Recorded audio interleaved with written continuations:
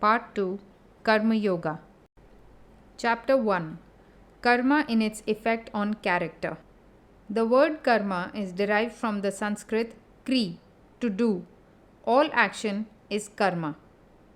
Technically, this word also means the effects of actions. In connection with metaphysics, it sometimes means the effects, of which our past actions were the causes. But in Karma Yoga, we have simply to do with the word karma as meaning work. The goal of mankind is knowledge. That is the one ideal placed before us by Eastern philosophy. Pleasure is not the goal of man, but knowledge.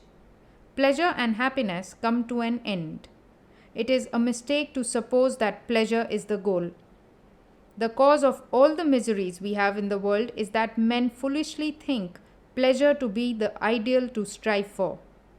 After a time, man finds that it is not happiness but knowledge towards which he is going, and that both pleasure and pain are great teachers, and that he learns as much from evil as from good. As pleasure and pain pass before his soul, they have upon it different pictures, and the result of these combined impressions is what is called man's character. If you take the character of any man, it really is but the aggregate of tendencies, the sum total of the bent of his mind. You will find that misery and happiness are equal factors in the formation of that character. Good and evil have an equal share in molding character, and in some instances, misery is a greater teacher than happiness. In studying the great characters the world has produced, I dare say, in the vast majority of cases, it would be found that it was misery that taught more than happiness. It was poverty that taught more than wealth. It was blows that brought out their inner fire more than praise. Now, this knowledge, again, is inherent in man. No knowledge comes from outside, it is all inside. What we say a man knows should, in strict psychological language, be what he discovers or unveils. What a man learns is really what he discovers by taking the cover off his own soul, which is a mine of infinite knowledge. We say Newton discovered gravitation. Was it sitting anywhere in a corner waiting for him? It was in his own mind. The time came and he found it out. All knowledge that the world has ever received comes from the mind. The infinite library of the universe is in your own mind. The external world is simply the suggestion, the occasion, which sets you to study your own mind. But the object of your study is always your own mind. The falling of an apple gave the suggestion to Newton, and he studied his own mind. He rearranged all the previous links of thought in his mind and discovered a new link among them, which we call the law of gravitation. It was not in the apple nor in anything in the center of the earth. All knowledge, therefore, secular or spiritual, is in the human mind. In many cases, it is not discovered, but remains covered. And when the covering is being slowly taken off, we say, we are learning. And the advance of knowledge is made by the advance of this process of uncovering. The man from whom this veil is being lifted is the more knowing man. The man upon whom it lies thick is ignorant. And the man from whom it has entirely gone is all-knowing, omniscient. There have been omniscient men, and I believe there will be yet, and that there will be myriads of them in the cycles to come. Like fire in a piece of flint, knowledge exists in the mind. Suggestion is the friction which brings it out.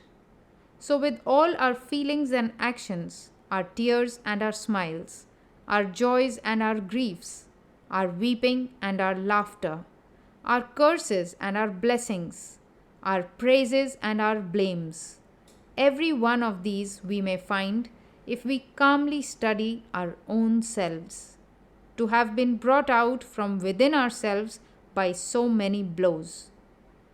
The result is what we are. All these blows taken together are called karma, work, action. Every mental and physical blow that is given to the soul, by which, as it were, fire is struck from it, and by which its own power and knowledge are discovered, is karma, this word being used in its widest sense. Thus, we are all doing karma all the time. I am talking to you. That is karma. You are listening. That is karma. We breathe. That is karma. We walk. Karma. Everything we do, physical or mental, is karma, and it leaves its marks on us. There are certain works which are, as it were, the aggregate, the sum total of a large number of smaller works. If we stand near the seashore and hear the waves dashing against the shingle, we think it is such a great noise, and yet we know that one wave is really composed of millions and millions of minute waves. Each one of these is making a noise, and yet we do not catch it. It is only when they become the big aggregate that we hear. Similarly, every pulsation of the heart is work.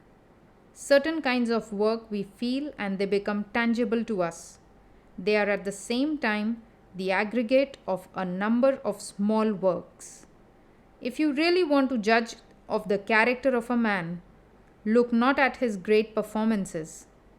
Every fool may become a hero at one time or another.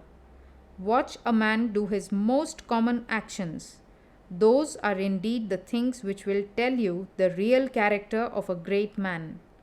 Great occasions rouse even the lowest of human beings to some kind of greatness, but he alone is the really great man whose character is great always, the same wherever he be. Karma, in its effect on character, is the most tremendous power that man has to deal with. Man is, as it were, a center and is attracting all the powers of the universe towards himself, and in this center is fusing them all and again sending them off in a big current. Such a center is the real man, the Almighty, the Omniscient, and he draws the whole universe towards him. Good and bad, misery and happiness, all are running towards him and clinging round him, and out of them he fashions the mighty stream of tendency called character, and throws it outwards. As he has the power of drawing in anything, so has he the power of throwing it out. All the actions that we see in the world, all the movements in human society, all the works that we have around us are simply the display of thought, the manifestation of the will of man. Machines or instruments, cities, ships, or men of war, all these are simply the manifestation of the will of man. And this will is caused by character, and character is manufactured by karma. As is karma, so is the manifestation of the will. The men of mighty will the world has produced have all been tremendous workers, gigantic souls, with wills powerful enough to overturn worlds, wills they got by persistent work, through ages and ages. Such a gigantic will as that of a Buddha or a Jesus could not be obtained in one life, for we know who their fathers were. It is not known that their fathers ever spoke a word of good for the mankind. Millions and millions of carpenters like Joseph had gone. Millions are still living. Millions and millions of petty kings like Buddha's father had been in the world. If it was only a case of hereditary transmission, how do you account for this petty prince, who was not perhaps obeyed by his own servants, producing this son, whom half a world worships? How do you explain the gulf between the carpenter and his son, whom millions of human beings worship as God? It cannot be solved by the theory of heredity. The gigantic will which Buddha and Jesus threw over the world, whence did it come? Whence came this accumulation of power? It must have been there through ages and ages, continually growing bigger and bigger until it burst on society in a Buddha or a Jesus, even rolling down to the present day. All this is determined by karma, work. No one can get anything unless he earns it. This is an eternal law. We may sometimes think it is not so, but in the long run we become convinced of it. A man may struggle all his life for riches. He may cheat thousands, but he finds at last that he did not deserve to become rich, and his life becomes a trouble and a nuisance to him. We may go on accumulating things for our physical enjoyment, but only what we earn is really ours. A fool may buy all the books in the world, and they will be in his library, but he will be able to read only those that he deserves to. And this deserving is produced by karma. Our karma determines what we deserve and what we can assimilate. We are responsible for what we are, and whatever we wish ourselves to be, we have the power to make ourselves. If what we are now has been the result of our own past actions, it certainly follows that whatever we wish to be in future can be produced by our present actions. So we have to know how to act. You will say, what is the use of learning how to work? Everyone works in some way or the other in this world. But there is such a thing as frittering away our energies. With regard to Karma Yoga, the Gita says that it is doing work with cleverness and as a science. By knowing how to work, one can obtain the greatest results.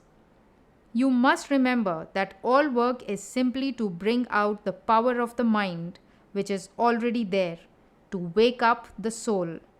The power is inside every man. So is knowing. The different works are like blows to bring them out, to cause these giants to wake up. Man works with previous motives. There cannot be work without motive. Some people want to get fame, and they work for fame. Others want money, and they work for money. Others want to have power, and they work for power. Others want to get to heaven, and they work for the same. Others want to leave a name when they die, as they do in China, where no man gets a title until he is dead. And that is a better way after all than with us. When a man does something very good there, they give a title of nobility to his father who is dead or to his grandfather. Some people work for that.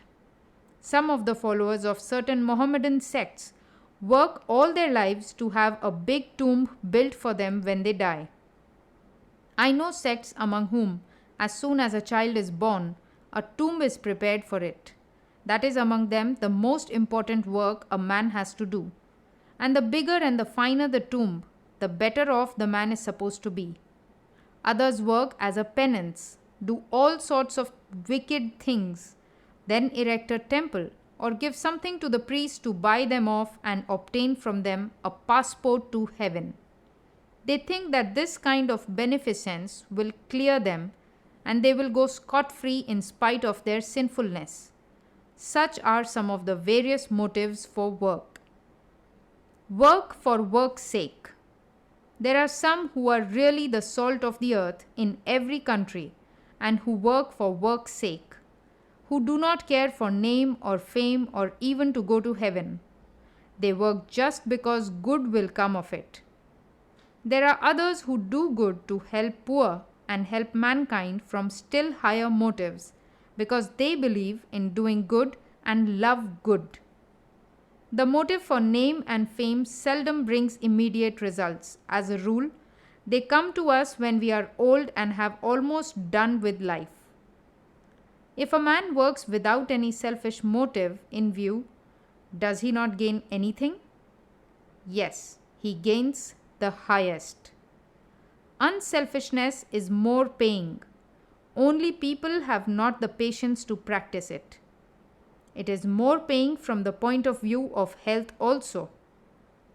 Love, truth, and unselfishness are not merely moral figures of speech, but they form our highest ideal, because in them lies such a manifestation of power. In the first place, a man who can work for 5 days or even for 5 minutes without any selfish motive whatever, without thinking of future, of heaven, of punishment, or anything of the kind, has in him the capacity to become a powerful moral giant. It is hard to do it, but in the heart of our hearts we know its value and the good it brings.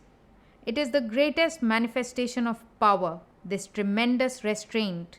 Self-restraint is a manifestation of greater power than all outgoing action.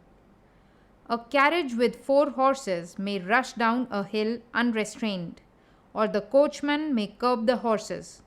Which is the greater manifestation of power, to let them go or to hold them? A cannon ball flying through the air goes a long distance and falls. Another is cut short in its flight by striking against a wall, and the impact generates intense heat. All outgoing energy following a selfish motive is frittered away. It will not cause power to return to you, but if restrained, it will result in development of power. This self-control will tend to produce a mighty will, a character which makes a Christ or a Buddha. Foolish men do not know this secret. They nevertheless want to rule mankind. Even a fool may rule the whole world if he works and waits. Let him wait a few years. Restrain that foolish idea of governing, and when that idea is wholly gone, he will be a power in the world. The majority of us cannot see beyond a few years, just as some animals cannot see beyond a few steps. Just a little narrow circle, that is our world. We have not the patience to look beyond, and thus become immoral and wicked. This is our weakness, our powerlessness. Even the lowest forms of work are not to be despised. Let the man who knows no better work for selfish ends, for name and fame. But everyone should always try to get towards higher and higher motives and to understand them. To work we have the right, but not to the fruits thereof. Leave the fruits alone. Why care for the results? If you wish to help a man, never think what that man's attitude should be towards you. If you want to do a great or a good work, do not trouble to think what the result will be. There arises a difficult question in this ideal of work. Intense activity is necessary. We must always work. We cannot live a minute without work. What then becomes of rest? Here is one side of the life struggle, work, in which we are whirled rapidly round. And here is the other, that of calm, retiring renunciation. Everything is peaceful around. There is very little of noise and show, only nature with her animals and flowers and mountains. Neither of them is a perfect picture. A man used to solitude, if brought in contact with the surging whirlpool of the world, will be crushed by it, just as the fish that lives in the deep sea water, as soon as it is brought to the surface, breaks into pieces, deprived of the weight of water on it that had kept it together. Can a man who has been used to the turmoil and the rush of life live at ease if he comes to a quiet place? He suffers and perchance may lose his mind. The ideal man is he who in the midst of the greatest silence and solitude finds the intensest activity, and in the midst of the intensest activity finds the silence and solitude of the desert. He has learnt the secret of restraint. He has controlled himself. He goes through the streets of a big city with all its traffic, and his mind is as calm as if he were in a cave, where not a sound could reach him, and he is intensely working all the time. That is the ideal of Karma Yoga, and if you have attained to that, you have really learnt the secret of work. But we have to begin from the beginning. to take up the works as they come to us and slowly make ourselves more unselfish every day. We must do the work and find out the motive power that prompts us, and almost without exception, in the first years, we shall find that our motives are always selfish. But gradually, this selfishness will melt by persistence, till at last will come the time when we shall be able to do really unselfish work. We may all hope that someday or other, as we struggle through the paths of life, there will come a time when we shall become perfectly unselfish, and the moment we attain to that, all our powers will be concentrated, and the knowledge which is ours will be manifest. Chapter 2. Each is great in his own place. According to the Sankhya philosophy, nature is composed of three forces called in Sanskrit Sattva, Rajas, and Tamas. These, as manifested in the physical world, are what we may call equilibrium, activity, and inertness. Tamas is typified as darkness or inactivity. Rajas is activity, expressed as attraction or repulsion, and Sattva is the equilibrium of the two. In every man, there are these three forces. Sometimes tamas prevails. We become lazy, we cannot move, we are inactive, bound down by certain ideas or by mere dullness. At other times, activity prevails, and at still other times, that calm balancing of both. Again, in different men, one of these forces is generally predominant. The characteristic of one man is inactivity, dullness, and laziness, that of another, activity, power, manifestation of energy, and in still another, we find the sweetness, calmness, and gentleness, which are due to the balancing of both action and inaction. So, in all creation, in animals, plants, and men, we find the more or less typical manifestation of all these different forces. Karma Yoga has specially to deal with these three factors. By teaching what they are and how to employ them, it helps us to do our work better. Human society is a graded organization. We all know about morality and we all know about duty, but at the same time, we find that in different countries, the significance of morality varies greatly. What is regarded as moral in one country may in another be considered perfectly immoral. For instance, in one country, cousins may marry.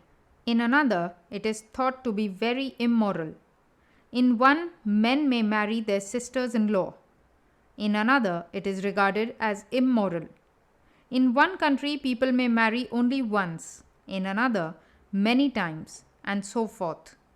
Similarly, in all other departments of morality, we find the standard varies greatly. Yet we have the idea that there must be a universal standard of morality. So it is with duty. The idea of duty varies much among different nations. In one country, if a man does not do certain things, people will say he has acted wrongly. While if he does those very things in another country, people will say that he did not act rightly. And yet we know that there must be some universal idea of duty. In the same way, one class of society thinks that certain things are among its duty, while another class thinks quite the opposite and would be horrified if it had to do those things. Two ways are left open to us. The way of the ignorant, who think that there is only one way to truth and that all the rest are wrong, and the way of the wise, who admit that according to our mental constitution or the different planes of existence in which we are, duty and morality may vary. The important thing is to know that there are gradations of duty and of morality, that the duty of one state of life in one set of circumstances will not and cannot be that of another. To illustrate, all great teachers have taught, resist not evil, that non-resistance is the highest moral ideal. We all know that if a certain number of us attempted to put that maxim fully into practice, the whole social fabric would fall to pieces. The wicked would take possession of our properties and our lives, and would do whatever they liked with us. Even if only one day of such non-resistance were practiced, it would lead to disaster. Yet, intuitively in our heart of hearts, we feel the truth of the teaching, resist not evil. This seems to us to be the highest ideal. Yet to teach this doctrine only would be equivalent to condemning a vast portion of mankind. Not only so, it would be making men feel that they were always doing wrong, and cause in them scruples of conscience in all their actions. It would weaken them, and that constant self-disapproval would breed more vice than any other weakness would. To the man who has begun to hate himself, the gate to degeneration has already opened, and the same is true of a nation. Our first duty is not to hate ourselves, because to advance, we must have faith in ourselves first, and then in God. He who has no faith in himself can never have faith in God. Therefore, the only alternative remaining to us is to recognize that duty and morality vary under different circumstances. Not that the man who resists evil is doing what is always and in itself wrong, but that in the different circumstances in which he is placed, it may become even his duty to resist evil. In reading the Bhagavad Gita, many of you in Western countries may have felt astonished at the second chapter, wherein Sri Krishna calls Arjuna a hypocrite and a coward because of his refusal to fight or offer resistance on account of his adversaries being his friends and relatives, making the plea that non-resistance was the highest ideal of love.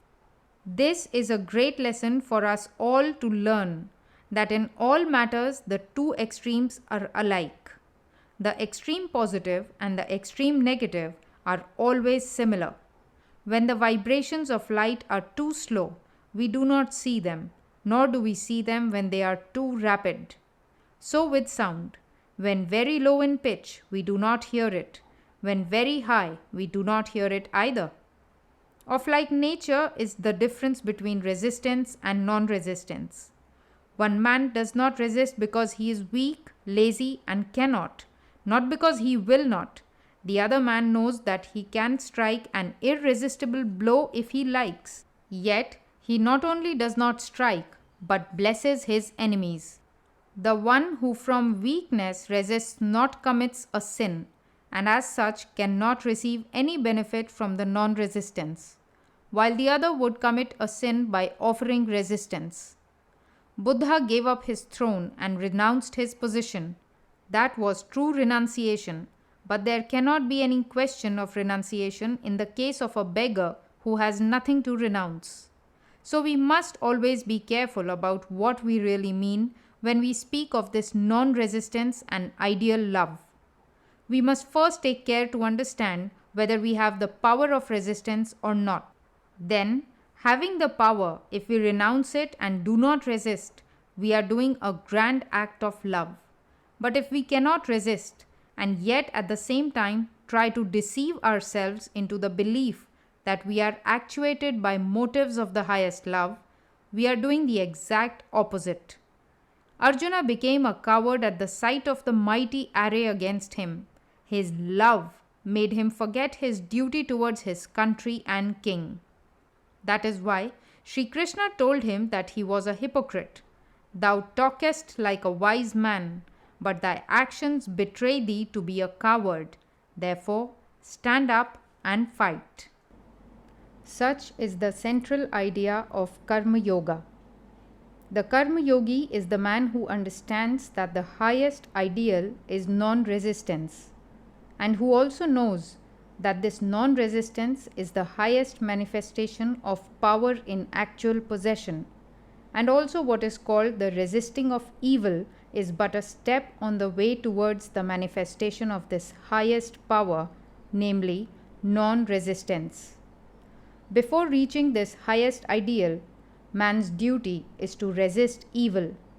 Let him work, let him fight, let him strike straight from the shoulder.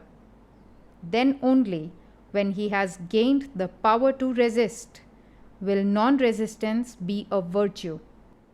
I once met a man in my country whom I had known before as a very stupid, dull person who knew nothing and had not the desire to know anything, and was living the life of a brute.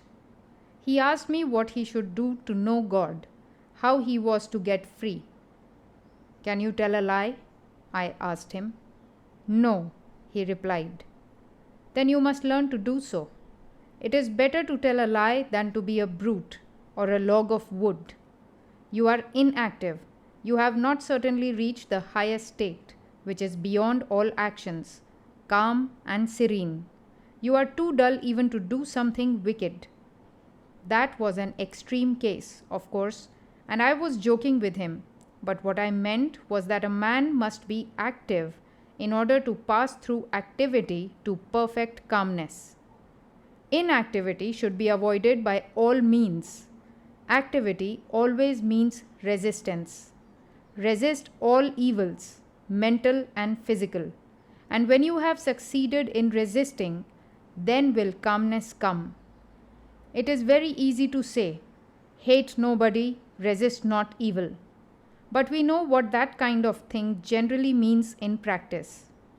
When the eyes of society are turned towards us, we may make a show of non-resistance, but in our hearts it is canker all the time. We feel the utter want of the calm of non-resistance. We feel that it would be better for us to resist.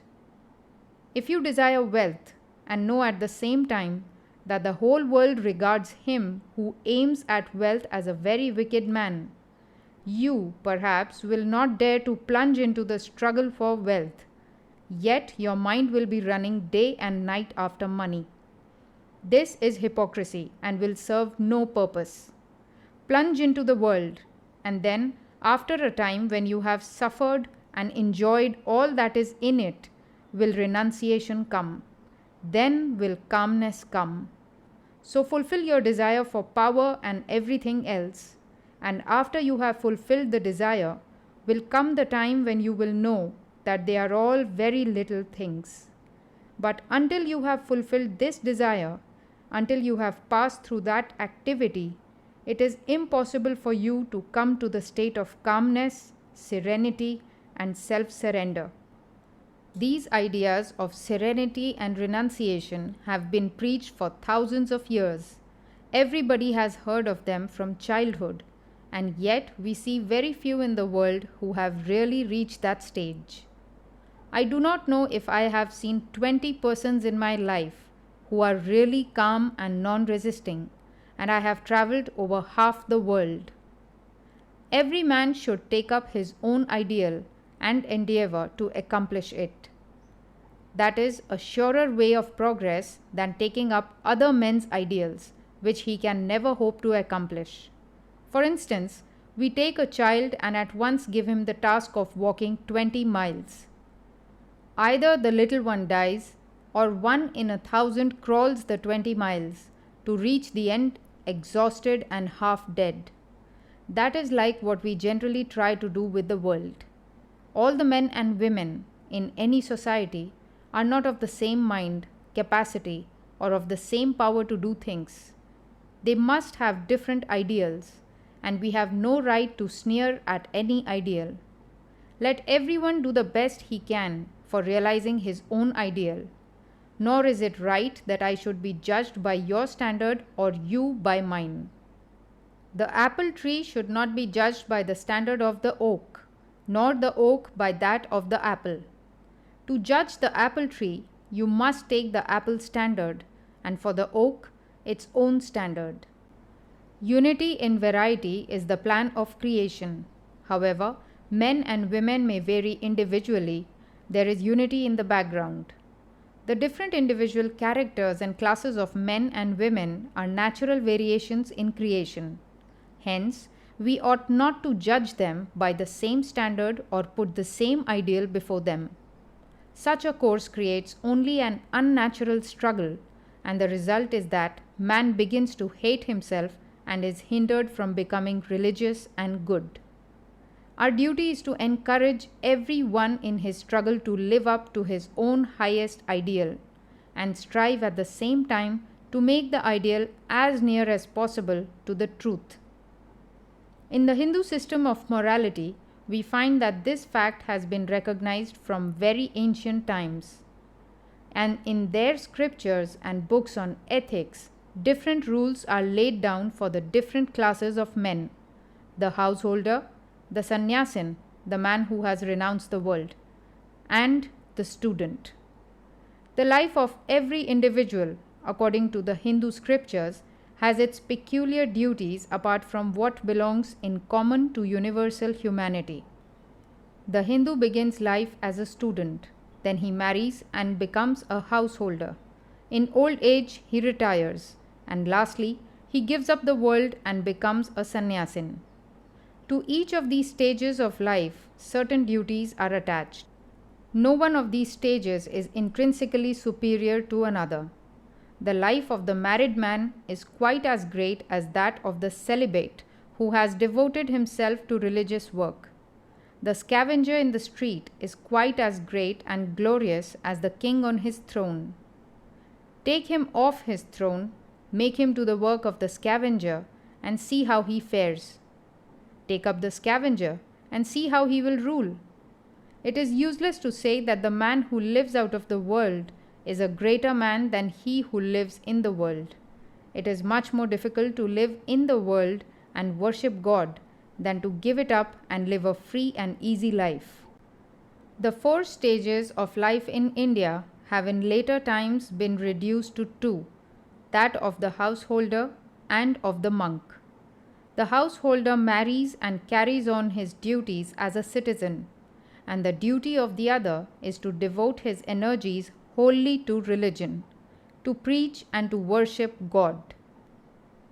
I shall read to you a few passages from the Mahanirvana Tantra, which treats of this subject, and you will see that it is a very difficult task for a man to be a householder and perform all his duties perfectly. The householder should be devoted to God. The knowledge of God should be his goal of life. Yet, he must work constantly, perform all his duties. He must give up the fruits of his actions to God. It is the most difficult thing in this world to work and not care for the result, to help a man and never think that he ought to be grateful, to do some good work and at the same time never look to see whether it brings you name or fame or nothing at all. Even the most arrant coward becomes brave when the world praises him. A fool can do heroic deeds when the approbation of society is upon him. But for a man to constantly do good without caring for the approbation of his fellow men is indeed the highest sacrifice man can perform. The great duty of the householder is to earn a living, but he must take care that he does not do it by telling lies or by cheating or by robbing others, and he must remember that his life is for the service of God and the poor. Knowing that mother and father are the visible representatives of God, the householder always and by all means must please them. If the mother is pleased and the father, God is pleased with the man. That child is really a good child who never speaks harsh words to his parents. Before parents, one must not utter jokes, must not show restlessness, must not show anger or temper. Before mother or father, a child must bow down low and stand up in their presence, and must not take a seat until they order him to sit. If the householder has food and drink and clothes without first seeing that his mother and his father, his children, his wife, and the poor are supplied, he is committing a sin. The mother and the father are the causes of this body. So a man must undergo 1,000 troubles in order to do good to them. Even so is his duty to his wife. No man should scold his wife, and he must always maintain her as if she were his own mother. And even when he is in the greatest difficulties and troubles, he must not show anger to his wife. He who thinks of another woman besides his wife, if he touches her even with his mind, that man goes to dark hell. Before women, he must not talk improper language and never brag of his powers.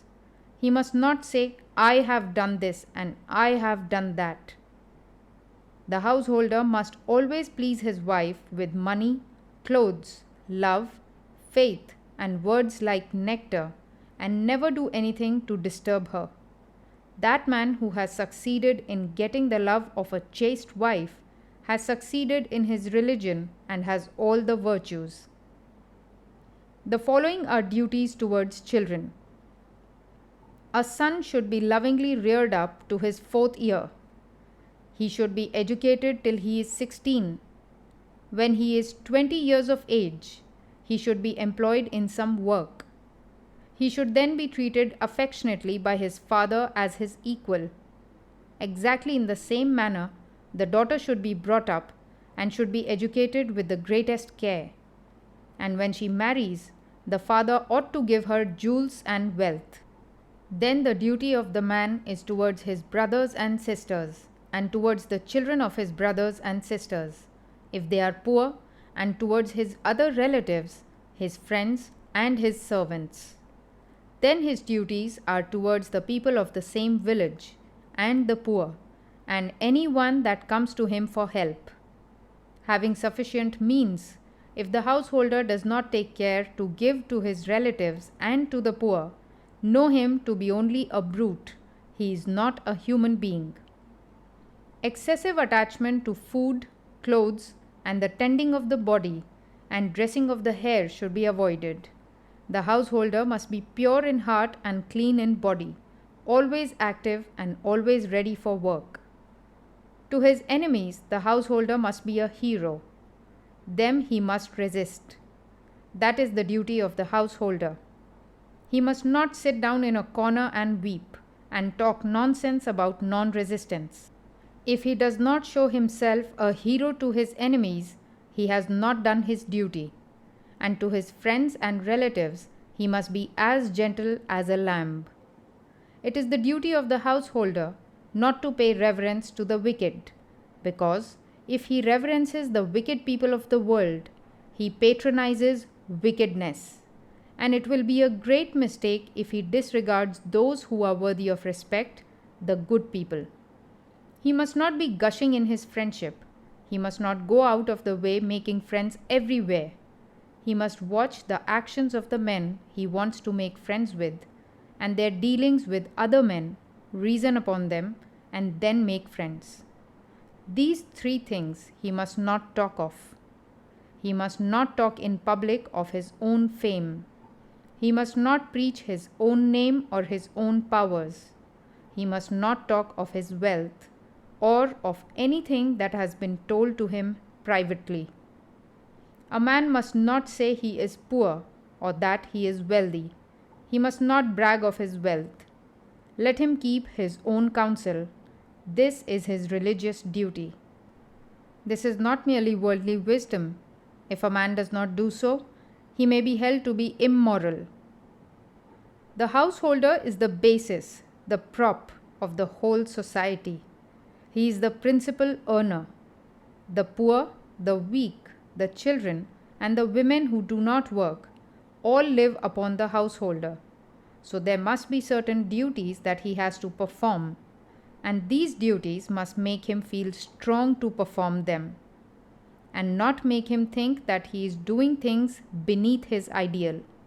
Therefore, if he has done something weak or has made some mistake, he must not say so in public. And if he is engaged in some enterprise and knows he is sure to fail in it, he must not speak of it. Such self exposure is not only uncalled for, but also unnerves the man and makes him unfit for the performance of his legitimate duties in life. At the same time, he must struggle hard to acquire these things. Firstly, knowledge, and secondly, wealth. It is his duty, and if he does not do his duty, he is nobody. A householder who does not struggle to get wealth is immoral. If he is lazy and content to lead an idle life, he is immoral because upon him depend hundreds. If he gets riches, hundreds of others will be thereby supported.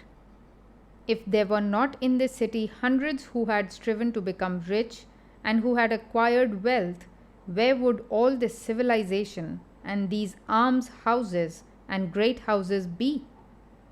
Going after wealth in such a case is not bad, because that wealth is for distribution.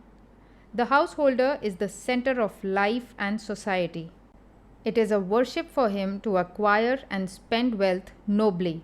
For the householder who struggles to become rich by good means and for good purposes is doing practically the same thing for the attainment of salvation as the anchorite does in his cell when he is praying.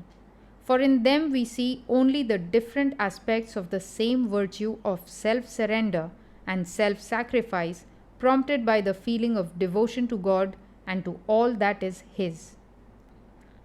He must struggle to acquire a good name by all means. He must not gamble. He must not move in the company of the wicked. He must not tell lies, and must not be the cause of trouble to others. Often people enter into things they have not the means to accomplish, with the result that they cheat others to attain their own ends. Then there is in all things the time factor to be taken into consideration. What at one time might be a failure would perhaps at another time be a very great success. The householder must speak the truth and speak gently, using words which people like, which will do good to others, nor should he talk of the business of other men. The householder, by digging tanks, by planting trees on the roadsides, by establishing rest houses for men and animals, by making roads and building bridges, goes towards the same goal as the greatest yogi. This is one part of the doctrine of Karma Yoga, activity, the duty of the householder. There is a passage later on where it says that if the householder dies in battle, fighting for his country or his religion, he comes to the same goal as the yogi by meditation, showing thereby that what is duty for one is not duty for another. At the same time, it does not say that this duty is lowering and the other elevating. Each duty has its own place, and according to the circumstances in which we are placed, we must perform our duties. One idea comes out of all this: the condemnation of all weakness. This is a particular idea in all our teachings which I like, either in philosophy or in religion or in work. If you read the Vedas, you will find this word always repeated: fearlessness. Fear nothing. Fear is a sign of weakness. A man must go about his duties without taking notice of the sneers and the ridicule of the world. If a man retires from the world to worship God, he must not think that those who live in the world and work for the good of the world are not worshipping God.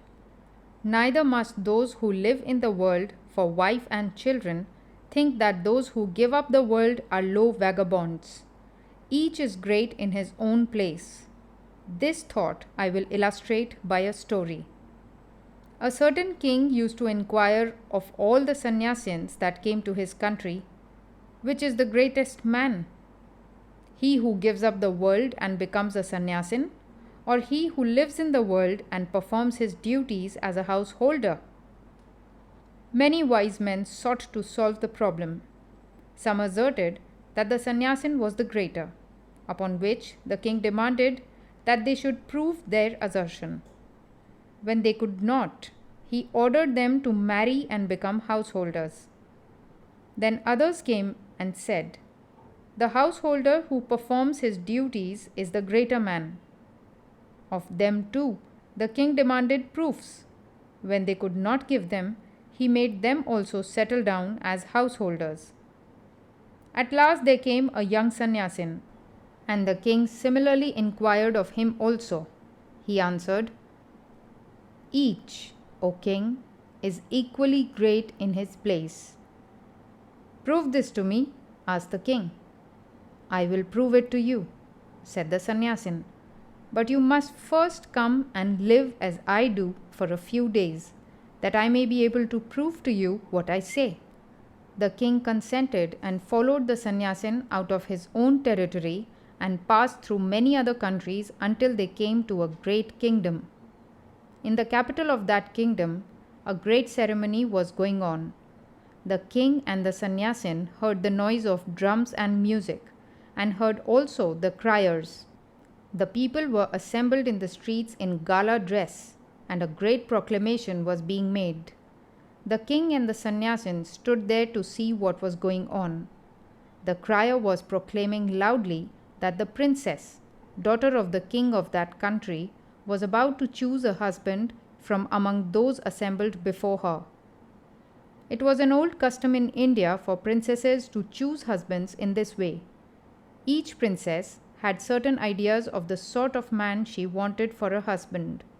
Some would have the handsomest man, others would have only the most learned, others again the richest, and so on.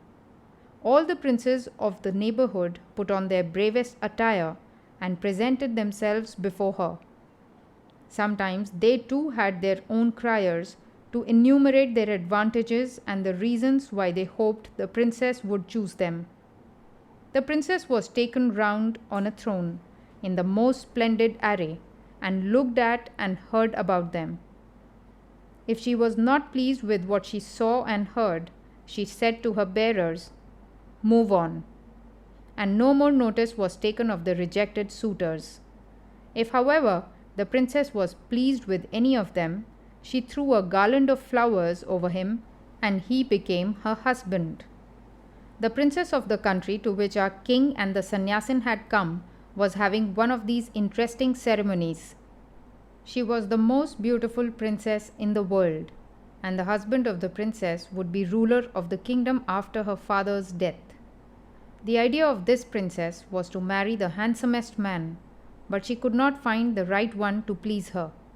Several times these meetings had taken place, but the princess could not select a husband. This meeting was the most splendid of all. More people than ever had come to it. The princess came in on a throne, and the bearers carried her from place to place. She did not seem to care for anyone, and everyone became disappointed that this meeting also was going to be a failure. Just then came a young man, a sannyasin, handsome as if the sun had come down to the earth, and stood in one corner of the assembly, watching what was going on. The throne with the princess came near him, and as soon as she saw the beautiful sannyasin, she stopped and threw the garland over him. The young sannyasin seized the garland and threw it off, exclaiming, "What nonsense is this? I am a sannyasin. What is marriage to me?" The king of that country thought that perhaps this man was poor, and so dared not marry the princess, and said to him, "With my daughter goes half my kingdom now, and the whole kingdom after my death," and put the garland again on the sannyasin. The young man threw it off once more, saying, "Nonsense, I do not want to marry," and walked quickly away from the assembly. Now the princess had fallen so much in love with this young man that she said, "I must marry this man or I shall die," and she went after him to bring him back. Then our other sannyasin, who had brought the king there, said to him, "King, let us follow this pair." So they walked after them, but at a good distance behind. The young sannyasin, who had refused to marry the princess, walked out into the country for several miles. When he came to a forest and entered into it, the princess followed him, and the other two followed them. Now this young sannyasin was well acquainted with that forest and knew all the intricate paths in it. He suddenly passed into one of these and disappeared, and the princess could not discover him. After trying for a long time to find him, she sat down under a tree and began to weep, for she did not know the way out. Then our king and the other sannyasin came up to her and said, "Do not weep. We will show you the way out of this forest, but it is too dark for us to find it now. Here is a big tree. Let us rest under it, and in the morning we will go early and show you the road." Now a little bird and his wife and their 3 little ones lived on that tree, in a nest. This little bird looked down and saw the 3 people under the tree and said to his wife, "My dear, what shall we do? Here are some guests in the house, and it is winter, and we have no fire." So he flew away and got a bit of burning firewood in his beak and dropped it before the guests, to which they added fuel and made a blazing fire. But the little bird was not satisfied. He said again to his wife, "My dear, what shall we do? There is nothing to give these people to eat, and they are hungry. We are householders. It is our duty to feed anyone who comes to the house. I must do what I can. I will give them my body." So he plunged into the midst of the fire and perished. The guests saw him falling and tried to save him, but he was too quick for them. The little bird's wife saw what her husband did, and she said, "Here are 3 persons and only 1 little bird for them to eat. It is not enough. It is my duty as a wife not to let my husband's effort go in vain. Let them have my body also." Then she fell into the fire and was burnt to death. Then the 3 baby birds, when they saw what was done, and that there was still not enough food for the 3 guests, said, "Our parents have done what they could, and still it is not enough. It is our duty to carry on the work of our parents. Let our bodies go too." And they all dashed down into the fire also. Amazed at what they saw, the 3 people could not, of course, eat these birds. They passed the night without food, and in the morning the king and the sannyasin showed the princess the way, and she went back to her father. Then the sannyasin said to the king, "King, you have seen that each is great in his own place. If you want to live in the world, live like those birds, ready at any moment to sacrifice yourself for others. If you want to renounce the world, be like that young man to whom the most beautiful woman and a kingdom were as nothing. If you want to be a householder, hold your life a sacrifice for the welfare of others. And if you choose the life of renunciation, do not even look at beauty and money and power. Each is great in his own place, but the duty of the one is not the duty of the other." Chapter 3: The Secret of Work. Helping others physically by removing their physical needs is indeed great, but the help is great according as the need is greater and according as the help is far-reaching. If a man's wants can be removed for an hour, it is helping him indeed. If his wants can be removed for a year, it will be more help to him. But if his wants can be removed forever, it is surely the greatest help that can be given him. Spiritual knowledge is the only thing that can destroy our miseries forever. Any other knowledge satisfies wants only for a time. It is only with the knowledge of the Spirit that the faculty of want is annihilated forever. So helping man spiritually is the highest help that can be given to him. He who gives man spiritual knowledge is the greatest benefactor of mankind, and as such, we always find that those were the most powerful of men who helped man in his spiritual needs, because spirituality is the true basis of all our activities in life.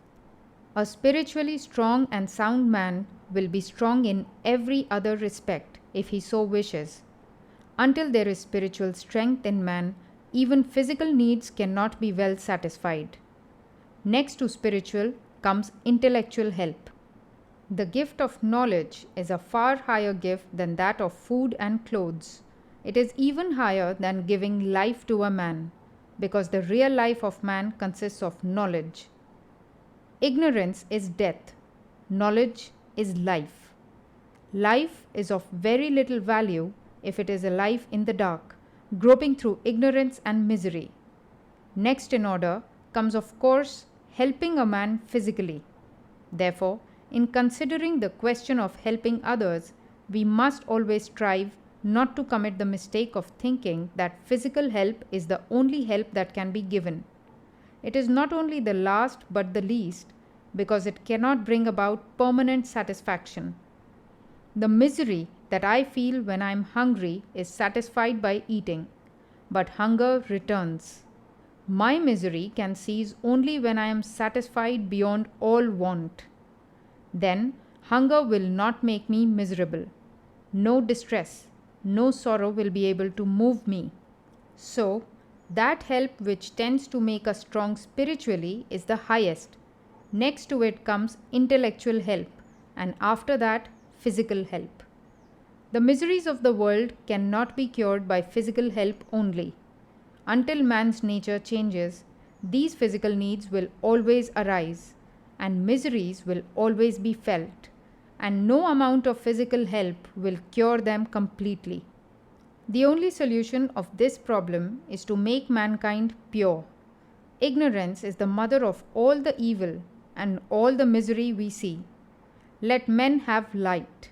Let them be pure and spiritually strong and educated. Then alone will misery cease in the world, not before. We may convert every house in the country into a charity asylum. We may fill the land with hospitals. But the misery of man will still continue to exist until man's character changes. We read in the Bhagavad Gita again and again that we must all work incessantly. All work is by nature composed of good and evil. We cannot do any work which will not do some good somewhere. There cannot be any work which will not cause some harm somewhere. Every work must necessarily be a mixture of good and evil. Yet we are commanded to work incessantly. Good and evil will both have their results, will produce their karma. Good action will entail upon us good effect, bad action, bad. But good and bad are both bondages of the soul. The solution reached in the Gita in regard to this bondage-producing nature of work is that if we do not attach ourselves to the work we do, it will not have any binding effect on our soul. We shall try to understand what is meant by this non-attachment to work. This is the one central idea in the Gita. Work incessantly, but be not attached to it. Samskara can be translated very nearly by inherent tendency. Using the simile of a lake for the mind, every ripple, every wave that rises in the mind, when it subsides, does not die out entirely, but leaves a mark and a future possibility of that wave coming out again. This mark, with the possibility of the wave reappearing, is what is called samskara.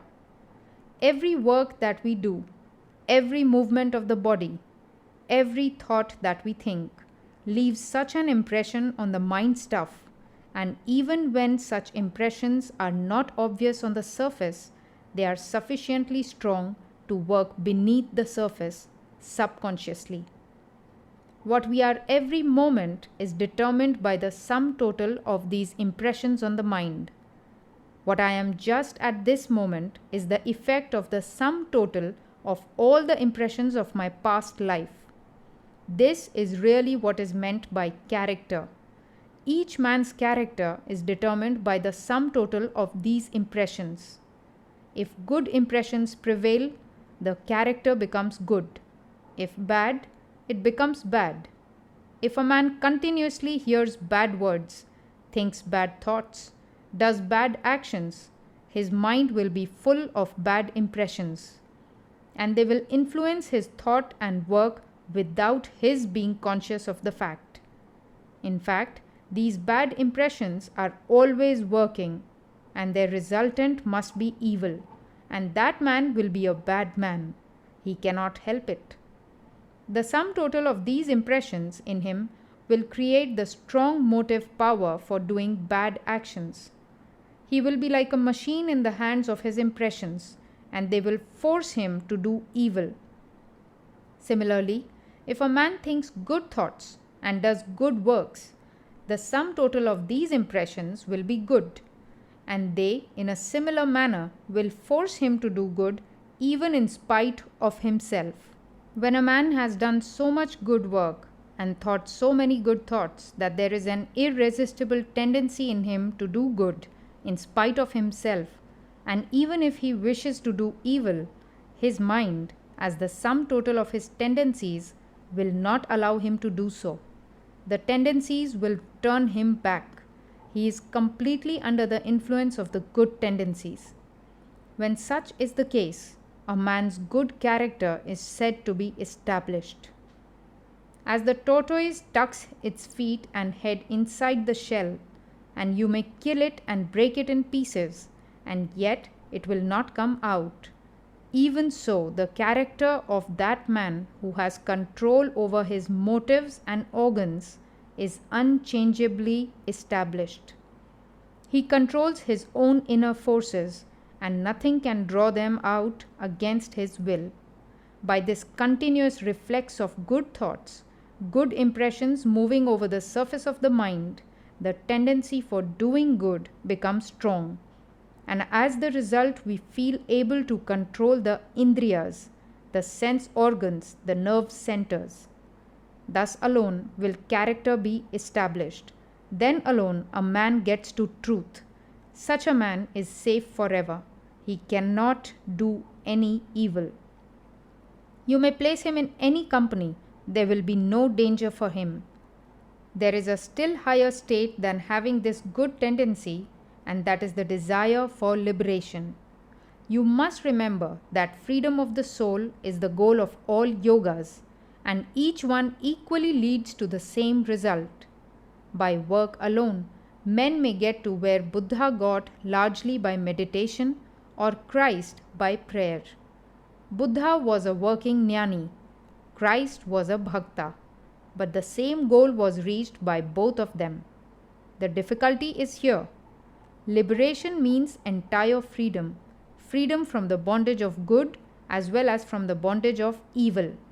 A golden chain is as much a chain as an iron one. There is a thorn in my finger, and I use another to take the first one out, and when I have taken it out, I throw both of them aside. I have no necessity for keeping the second thorn, because both are thorns after all.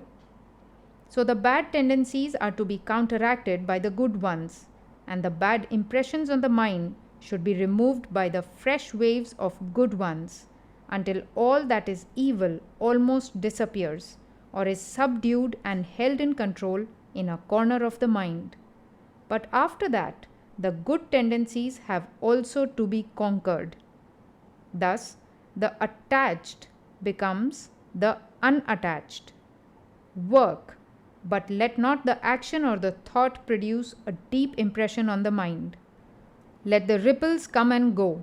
Let huge actions proceed from the muscles and the brain, but let them not make any deep impression on the soul. How can this be done? We see that the impression of any action to which we attach ourselves remains. I may meet hundreds of persons during the day, and among them meet also one whom I love. And when I retire at night, I may try to think of all the faces I saw, but only that face comes before the mind, the face which I met perhaps only for 1 minute and which I loved. All the others have vanished. My attachment to this particular person caused a deeper impression on my mind than all the other faces. Physiologically, the impressions have all been the same. Every one of the faces that I saw pictured itself on the retina, and the brain took the pictures in, and yet there was no similarity of effect upon the mind. Most of the faces, perhaps, were entirely new faces, about which I had never thought before, but that one face, of which I got only a glimpse, found associations inside. Perhaps I had pictured him in my mind for years, knew hundreds of things about him, and this one new vision of him awakened hundreds of sleeping memories in my mind. And this one impression, having been repeated perhaps 100 times more than those of the different faces together, will produce a great effect on the mind. Therefore, be unattached. Let things work. Let brain centers work. Work incessantly, but let not a ripple conquer the mind. Work as if you were a stranger in this land, a sojourner. Work incessantly, but do not bind yourselves. Bondage is terrible. This world is not our habitation. It is only one of the many stages through which we are passing. Remember that great saying of the Sankhya: the whole of nature is for the soul, not the soul for nature. The very reason of nature's existence is for the education of the soul. It has no other meaning.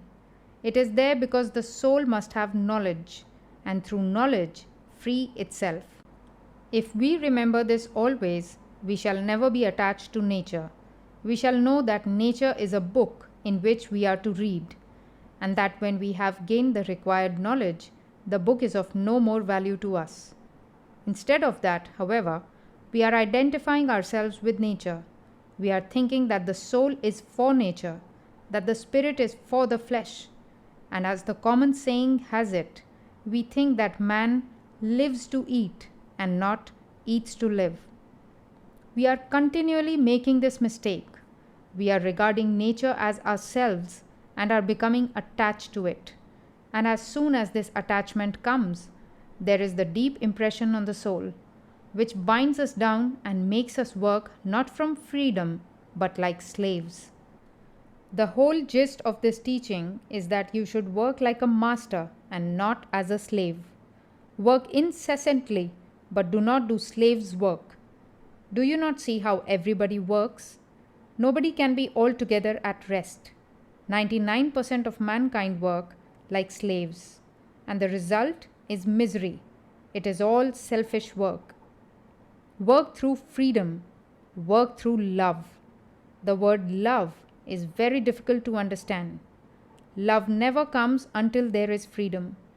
There is no true love possible in the slave. If you buy a slave and tie him down in chains and make him work for you, he will work like a drudge, but there will be no love in him. So when we ourselves work for the things of the world as slaves, there can be no love in us, and our work is not true work.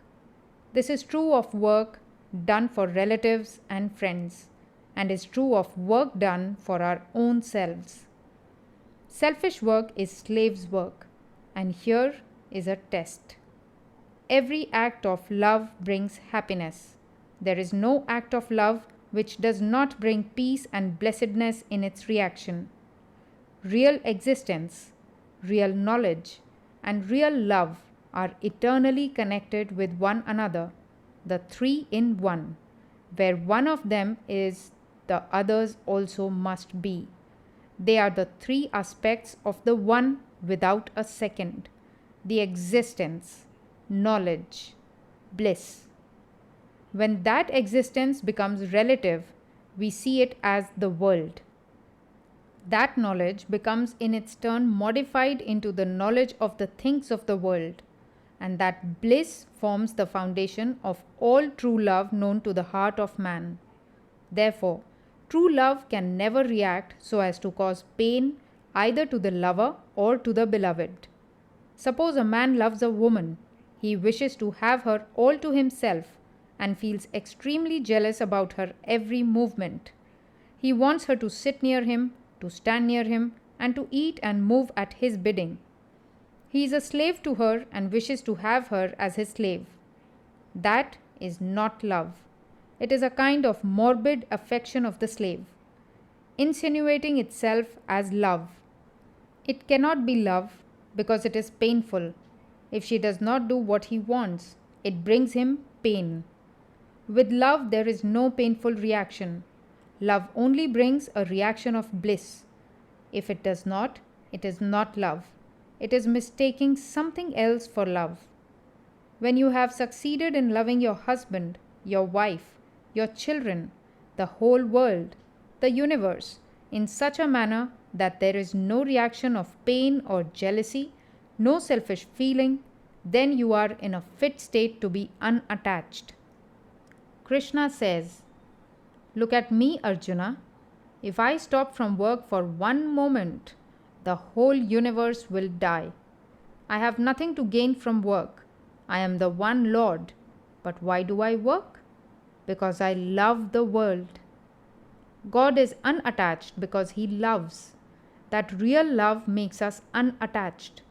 Wherever there is attachment, the clinging to the things of the world, you must know that it is all physical attraction between sets of particles of matter, something that attracts two bodies nearer and nearer all the time, and if they cannot get near enough, produces pain. But where there is real love, it does not rest on physical attachment at all. Such lovers may be 1,000 miles away from one another, but their love will be all the same. It does not die and will never produce any painful reaction. To attain this unattachment is almost a life work, but as soon as we have reached this point, we have attained the goal of love and become free. The bondage of nature falls from us, and we see nature as she is. She forges no more chains for us. We stand entirely free and take not the results of work into consideration. Who then cares for what the results may be? Do you ask anything from your children in return for what you have given them? It is your duty to work for them, and there the matter ends.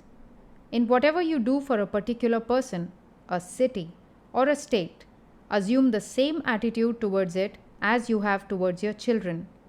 Expect nothing in return.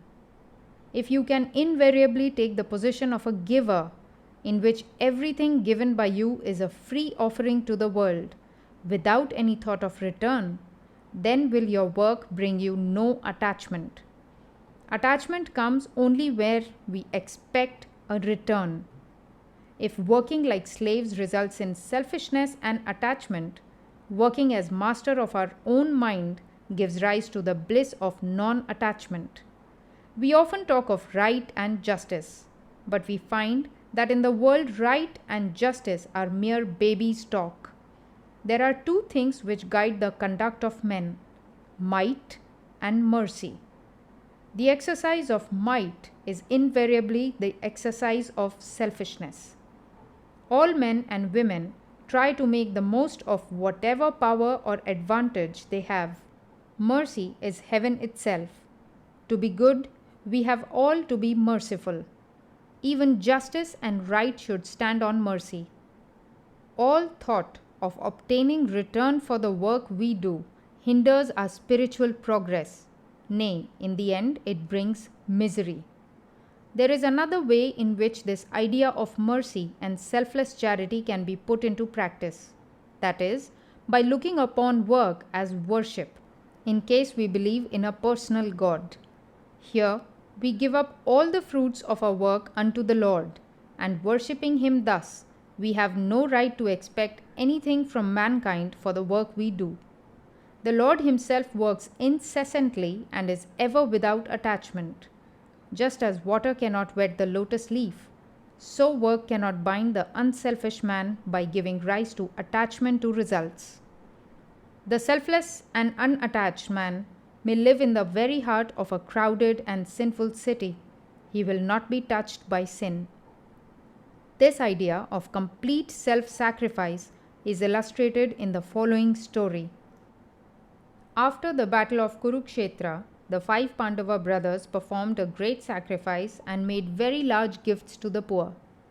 All people expressed amazement at the greatness and richness of the sacrifice and said that such a sacrifice the world had never seen before. But after the ceremony, there came a little mongoose, half of whose body was golden and the other half brown, and he began to roll on the floor of the sacrificial hall. He said to those around, "You are all liars. There is no sacrifice." "What?" they exclaimed. "You say this is no sacrifice? Do you not know how money and jewels were poured out to the poor and everyone became rich and happy? This was the most wonderful sacrifice any man ever performed." But the mongoose said, "There was once a little village, and in it there dwelt a poor Brahmin with his wife, his son, and his son's wife. They were very poor and lived on small gifts made to them for preaching and teaching. There came in that land a 3 years' famine, and the poor Brahmin suffered more than ever.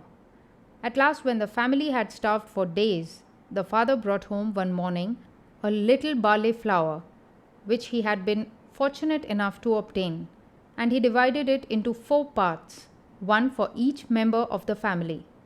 They prepared it for their meal, and just as they were about to eat, there was a knock at the door.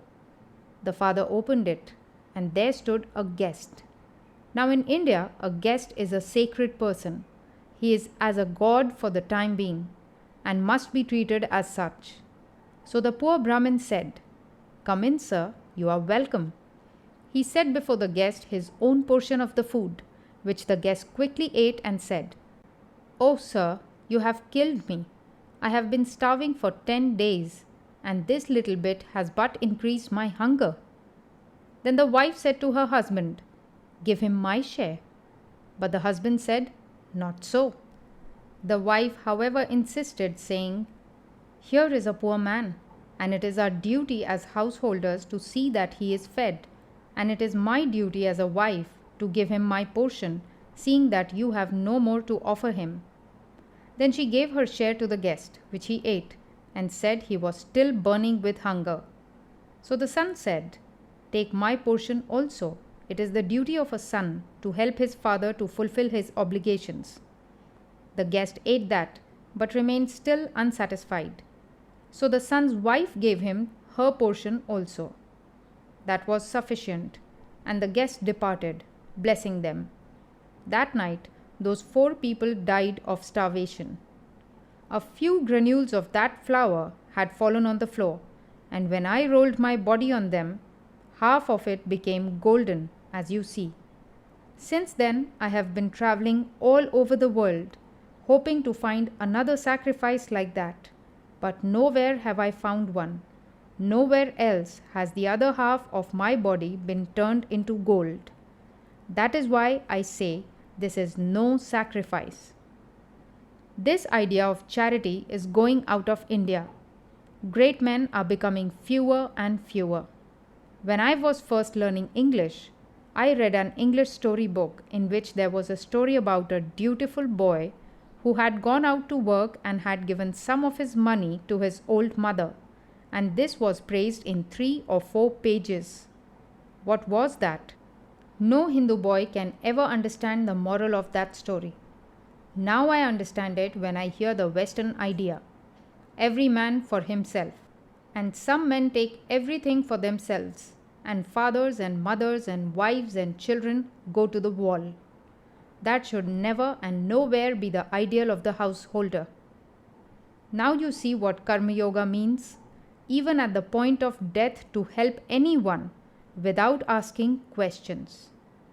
Be cheated millions of times and never ask a question, and never think of what you are doing. Never want of your gifts to the poor or expect their gratitude, but rather be grateful to them for giving you the occasion of practicing charity to them. Thus, it is plain that to be an ideal householder is a much more difficult task than to be an ideal sannyasin. The true life of work is indeed as hard as, if not harder than, the equally true life of renunciation. Chapter 4. What is duty? It is necessary in the study of Karma Yoga to know what duty is. If I have to do something, I must first know that it is my duty, and then I can do it. The idea of duty again is different in different nations. The Mohammedan says what is written in his book, the Quran, is his duty. The Hindu says what is in the Vedas is his duty, and the Christian says what is in the Bible is his duty. We find that there are varied ideas of duty, differing according to different states in life, different historical periods, and different nations. The term duty, like every other universal abstract term, is impossible clearly to define. We can only get an idea of it by knowing its practical operations and results. When certain things occur before us, we have all a natural or trained impulse to act in a certain manner towards them. When this impulse comes, the mind begins to think about the situation. Sometimes it thinks that it is good to act in a particular manner under the given conditions. At other times, it thinks that it is wrong to act in the same manner even in the very same circumstances. The ordinary idea of duty everywhere is that every good man follows the dictates of his conscience. But what is it that makes an act a duty? If a Christian finds a piece of beef before him and does not eat it to save his own life, or will not give it to save the life of another man, he is sure to feel that he has not done his duty. But if a Hindu dares to eat that piece of beef, or to give it to another Hindu, he is equally sure to feel that he too has not done his duty. The Hindu's training and education make him feel that way. In the last century, there were notorious bands of robbers in India called thugs. They thought it their duty to kill any man they could and take away his money. The larger the number of men they killed, the better they thought they were. Ordinarily, if a man goes out into the street and shoots down another man, he is apt to feel sorry for it, thinking that he has done wrong. But if the very same man, as a soldier in his regiment, kills not one but 20, he is certain to feel glad and think that he has done his duty remarkably well. Therefore, we see that it is not the thing done that defines a duty. To give an objective definition of duty is thus entirely impossible. Yet, there is duty from the subjective side. Any action that makes us go Godward is a good action and is our duty. Any action that makes us go downward is evil and is not our duty. From the subjective standpoint, we may see that certain acts have a tendency to exalt and ennoble us, while certain other acts have a tendency to degrade and to brutalize us. But it is not possible to make out with certainty which acts have which kind of tendency in relation to all persons of all sorts and conditions. There is, however, only one idea of duty which has been universally accepted by all mankind of all ages and sects and countries, and that has been summed up in a Sanskrit aphorism thus: do not injure any being. Not injuring any being is virtue. Injuring any being is sin. The Bhagavad Gita frequently alludes to duties dependent upon birth and position in life. Birth and position in life and in society largely determine the mental and moral attitude of individuals towards the various activities of life. It is therefore our duty to do that work which will exalt and ennoble us in accordance with the ideals and activities of the society in which we are born. But it must be particularly remembered that the same ideals and activities do not prevail in all societies and countries. Our ignorance of this is the main cause of much of the hatred of one nation towards another. An American thinks that whatever an American does in accordance with the custom of his country is the best thing to do, and that whoever does not follow his custom must be a very wicked man. A Hindu thinks that his customs are the only right ones and are the best in the world, and that whosoever does not obey them must be the most wicked man living. This is quite a natural mistake which all of us are apt to make. But it is very harmful. It is the cause of half the uncharitableness found in the world. When I came to this country and was going through the Chicago Fair, a man from behind pulled at my turban. I looked back and saw that he was a very gentlemanly looking man, neatly dressed. I spoke to him, and when he found that I knew English, he became very much abashed. On another occasion, in the same fair, another man gave me a push. When I asked him the reason, he also was ashamed and stammered out an apology, saying, "Why do you dress that way?" The sympathies of these men were limited within the range of their own language and their own fashion of dress. Much of the oppression of powerful nations on weaker ones is caused by this prejudice. It dries up their fellow feeling for fellow men. That very man who asked me why I did not dress as he did and wanted to ill treat me because of my dress may have been a very good man, a good father, and a good citizen, but the kindliness of his nature died out as soon as he saw a man in a different dress. Strangers are exploited in all countries because they do not know how to defend themselves. Thus they carry home false impressions of the peoples they have seen. Sailors, soldiers, and traders behave in foreign lands in very queer ways, although they would not dream of doing so in their own country. Perhaps this is why the Chinese call Europeans and Americans foreign devils. They could not have done this if they had met the good, the kindly sides of Western life. Therefore, the one point we ought to remember is that we should always try to see the duty of others through their own eyes and never judge the customs of other peoples by our own standard. I am not the standard of the universe. I have to accommodate myself to the world and not the world to me. So we see that environments change the nature of our duties, and doing the duty which is ours at any particular time is the best thing we can do in this world. Let us do that duty which is ours by birth, and when we have done that, let us do the duty which is ours by our position in life and in society. There is, however, one great danger in human nature, which is that man never examines himself. He thinks he is quite as fit to be on the throne as the king.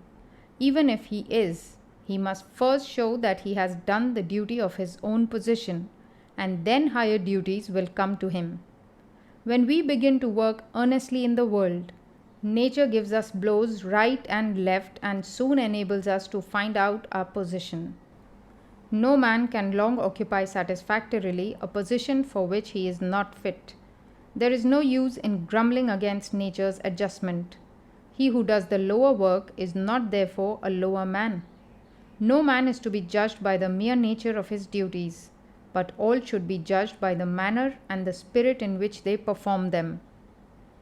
Later on, we shall find that even this idea of duty undergoes change, and that the greatest work is done only when there is no selfish motive to prompt it. Yet it is work through the sense of duty that leads us to work without any idea of duty, when work will become worship, nay, something higher. Then will work be done for its own sake. We shall find that the philosophy of duty, whether it be in the form of ethics or of love, is the same as in every other yoga, the object being the attenuating of the lower self, so that the higher self may shine forth, the lessening of the frittering away of energies on the lower plane of existence, so that the soul may manifest itself on the higher ones. This is accomplished by the continuous denial of low desires, which duty rigorously requires. The whole organization of society has thus been developed, consciously or unconsciously, in the realms of action and experience, where by limiting selfishness we open the way to an unlimited expansion of the real nature of man. Duty is seldom sweet. It is only when love greases its wheels that it runs smoothly. It is a continuous friction otherwise. How else could parents do their duties to their children, husbands to their wives, and vice versa? Do we not meet with cases of friction every day in our lives? Duty is sweet only through love, and love shines in freedom alone. Yet, is it freedom to be a slave to the senses, to anger, to jealousies, and 100 other petty things that must occur every day in human life? In all these little roughnesses that we meet with in life, the highest expression of freedom is to forbear. Women, slaves to their own irritable, jealous tempers, are apt to blame their husbands and assert their own freedom as they think, not knowing that thereby they only prove that they are slaves. So it is with husbands who eternally find fault with their wives. Chastity is the first virtue in man or woman, and the man who, however he may have strayed away, cannot be brought to the right path by a gentle and loving and chaste wife is indeed very rare. The world is not yet as bad as that. We hear much about brutal husbands all over the world and about the impurity of men. But is it not true that there are quite as many brutal and impure women as men? If all women were as good and pure as their own constant assertions would lead one to believe, I am perfectly satisfied that there would not be one impure man in the world. What brutality is there which purity and chastity cannot conquer? A good chaste wife who thinks of every other man except her own husband as her child and has the attitude of a mother towards all men will grow so great in the power of her purity that there cannot be a single man, however brutal, who will not breathe an atmosphere of holiness in her presence. Similarly, every husband must look upon all women except his own wife in the light of his own mother or daughter or sister. That man again who wants to be a teacher of religion must look upon every woman as his mother and always behave towards her as such. The position of the mother is the highest in the world, as it is the one place in which to learn and exercise the greatest unselfishness. The love of God is the only love that is higher than a mother's love. All others are lower. It is the duty of the mother to think of her children first and then of herself. But instead of that, if the parents are always thinking of themselves first, the result is that the relation between parents and children becomes the same as that between birds and their offspring, which as soon as they are fledged do not recognize any parents. Blessed indeed is the man who is able to look upon woman as the representative of the motherhood of God. Blessed indeed is the woman to whom man represents the fatherhood of God. Blessed are the children who look upon their parents as divinity manifested on earth. The only way to rise is by doing the duty next to us, and thus gathering strength go on until we reach the highest state.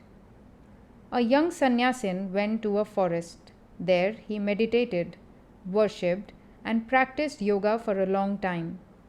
After years of hard work and practice, he was one day sitting under a tree when some dry leaves fell upon his head.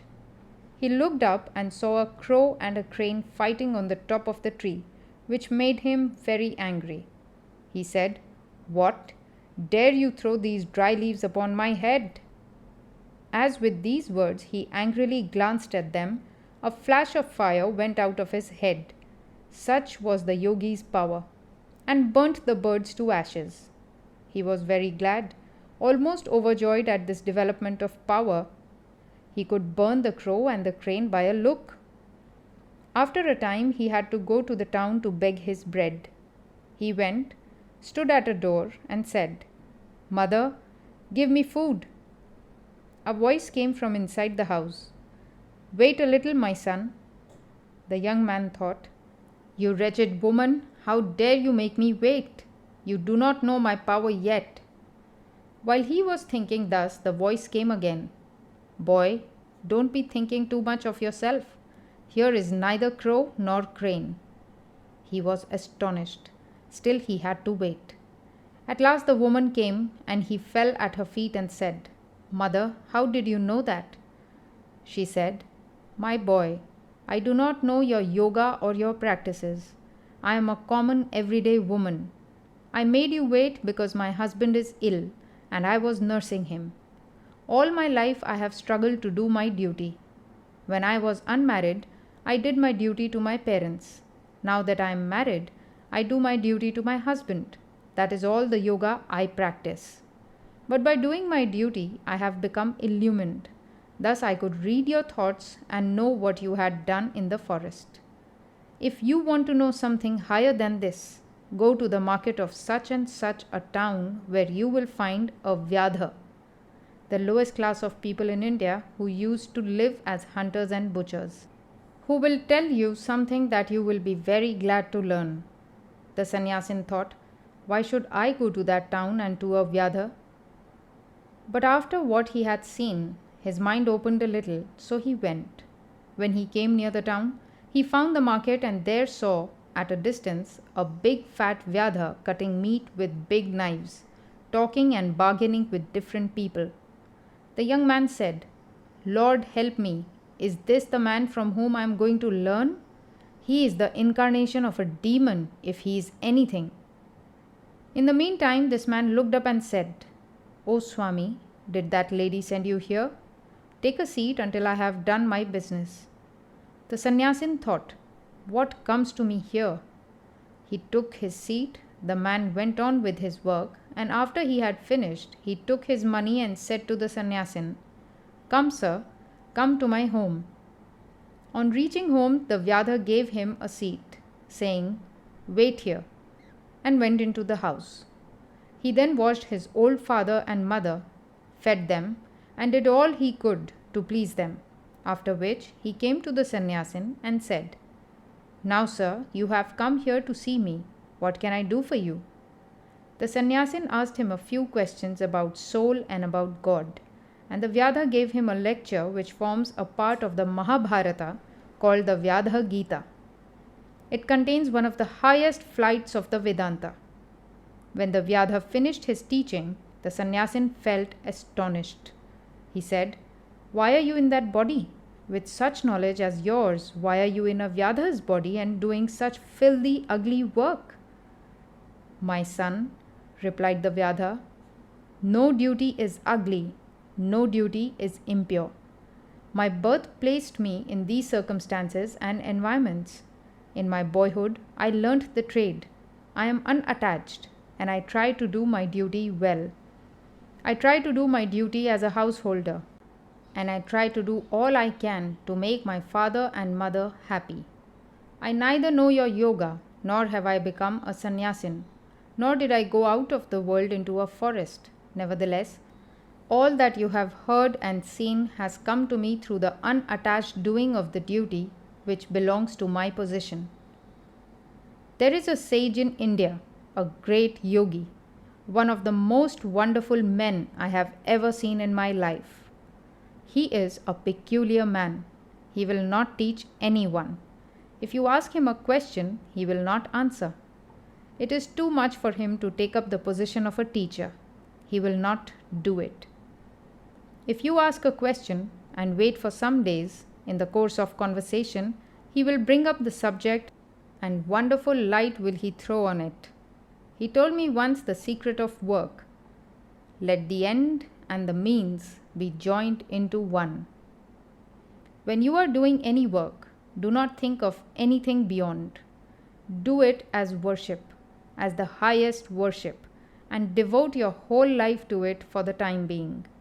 Thus, in the story, the Vyadha and the woman did their duty with cheerfulness and wholeheartedness, and the result was that they became illuminated, clearly showing that the right performance of the duties of any station in life, without attachment to results, leads us to the highest realization of the perfection of the soul.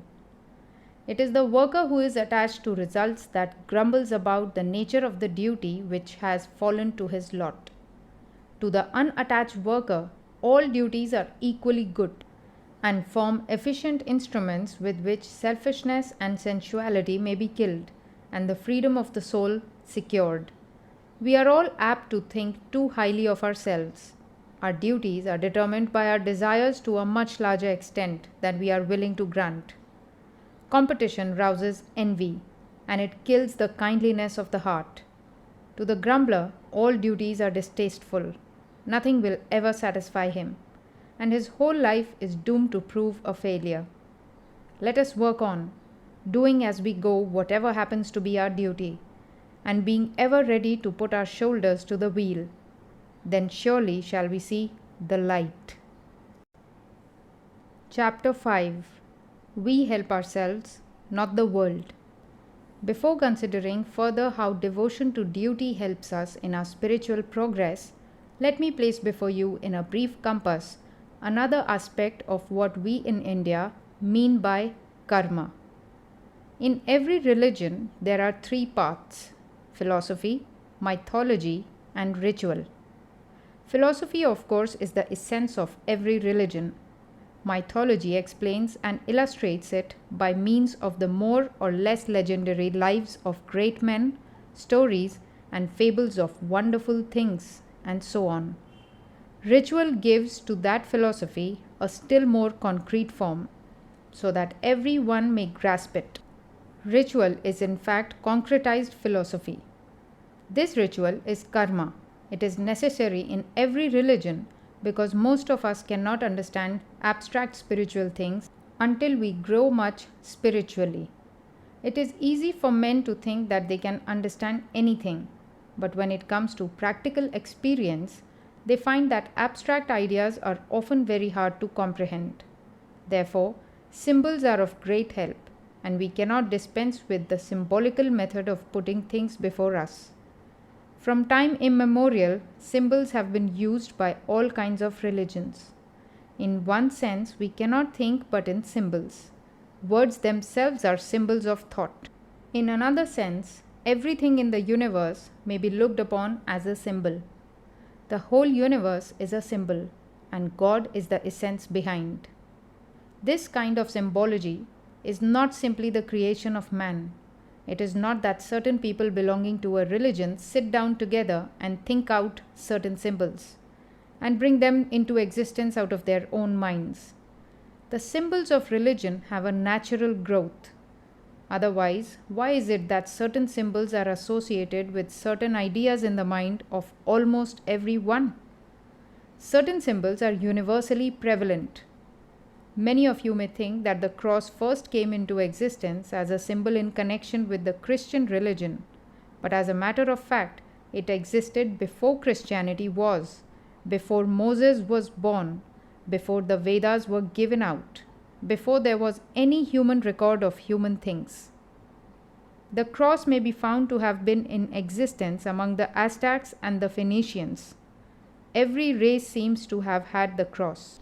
Again, the symbol of the crucified Savior, of a man crucified upon a cross, appears to have been known to almost every nation.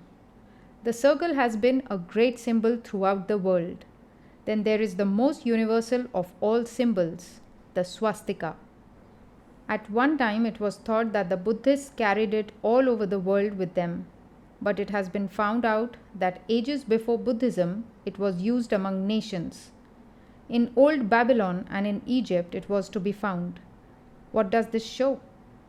All these symbols could not have been purely conventional. There must be some reason for them, some natural association between them and the human mind. Language is not the result of convention. It is not that people ever agree to represent certain ideas by certain words. There never was an idea without a corresponding word or a word without a corresponding idea. Ideas and words are in their nature inseparable. The symbols to represent ideas may be sound symbols or color symbols. Deaf and dumb people have to think with other than sound symbols. Every thought in the mind has a form as its counterpart. This is called in Sanskrit philosophy Nama Rupa, name and form. It is as impossible to create by convention a system of symbols as it is to create a language. In the world's ritualistic symbols, we have an expression of the religious thought of humanity. It is easy to say that there is no use of rituals and temples and all such paraphernalia. Every baby says that in modern times. But it must be easy for all to see that those who worship inside a temple are in many respects different from those who will not worship there. Therefore, the association of particular temples, rituals, and other concrete forms with particular religions has a tendency to bring into the minds of the followers of those religions the thoughts for which those concrete things stand as symbols, and it is not wise to ignore rituals and symbology altogether. The study and practice of these things form naturally a part of Karma Yoga. There are many other aspects of this science of work. One among them is to know the relation between thought and word, and what can be achieved by the power of the word. In every religion, the power of the word is recognized, so much so that in some of them, creation itself is said to have come out of the word. The external aspect of the thought of God is the word. And as God thought and willed before He created, creation came out of the word. In this stress and hurry of our materialistic life, our nerves lose sensibility and become hardened. The older we grow, the longer we are knocked about in the world, the more callous we become, and we are apt to neglect things that even happen persistently and prominently around us. Human nature, however, asserts itself sometimes, and we are led to inquire into and wonder at some of these common occurrences. Wondering thus is the first step in the acquisition of light. Apart from the higher philosophic and religious value of the word, we may see that sound symbols play a prominent part in the drama of human life. I am talking to you. I am not touching you. The pulsations of the air caused by my speaking go into your ear. They touch your nerves and produce effects in your minds. You cannot resist this. What can be more wonderful than this?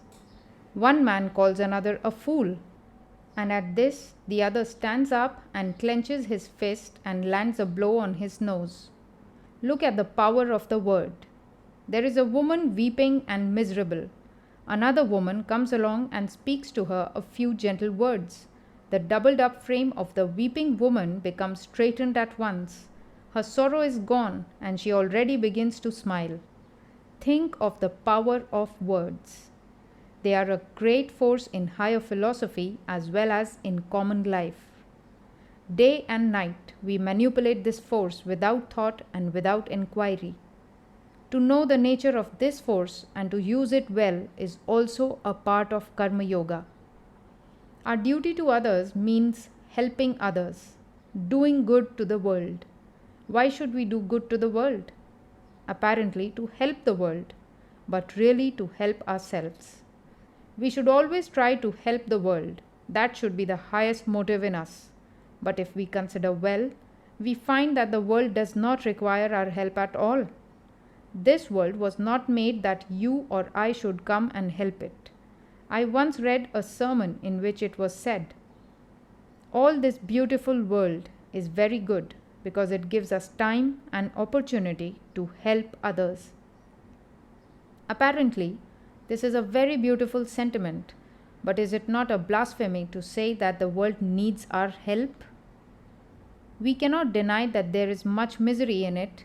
To go out and help others is therefore the best thing we can do, although in the long run we shall find that helping others is only helping ourselves. As a boy, I had some white mice. They were kept in a little box in which there were little wheels, and when the mice tried to cross the wheels turned, and the mice never got anywhere. So it is with the world and our helping it. The only help is that we get moral exercise. This world is neither good nor evil. Each man manufactures a world for himself. If a blind man begins to think of the world, it is either as soft or hard or as cold or hot. We are a mass of happiness or misery. We have seen that hundreds of times in our lives. As a rule, the young are optimistic and the old pessimistic. The young have life before them. The old complain their day is gone. Hundreds of desires, which they cannot fulfill, struggle in their hearts. Both are foolish nevertheless. Life is good or evil according to the state of mind in which we look at it. It is neither by itself. Fire by itself is neither good nor evil. When it keeps us warm, we say, "How beautiful is fire!" When it burns our fingers, we blame it. Still, in itself, it is neither good nor bad. According as we use it, it produces in us the feeling of good or bad. So also is this world. It is perfect. By perfection, it meant that this is perfectly fitted to meet its ends. We may all be perfectly sure that it will go on beautifully well without us, and we need not bother our heads wishing to help it. Yet, we must do good. The desire to do good is the highest motive power we have, if we know all the time that it is a privilege to help others. Do not stand on a high pedestal and take 5 cents in your hand and say, "Here, my poor man." But be grateful that the poor man is there, so that by making a gift to him, you are able to help yourself. It is not the receiver that is blessed, but it is the giver.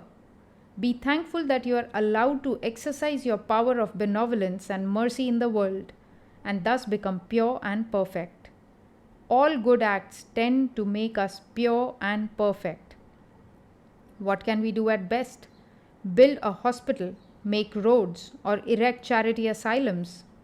We may organize a charity and collect 2 or 3 millions of dollars. Build a hospital with 1 million, with the second give balls and drink champagne, and of the third let the officers steal half and leave the rest finally to reach the poor. But what are all these? One mighty wind in 5 minutes can break all your buildings up. What shall we do then?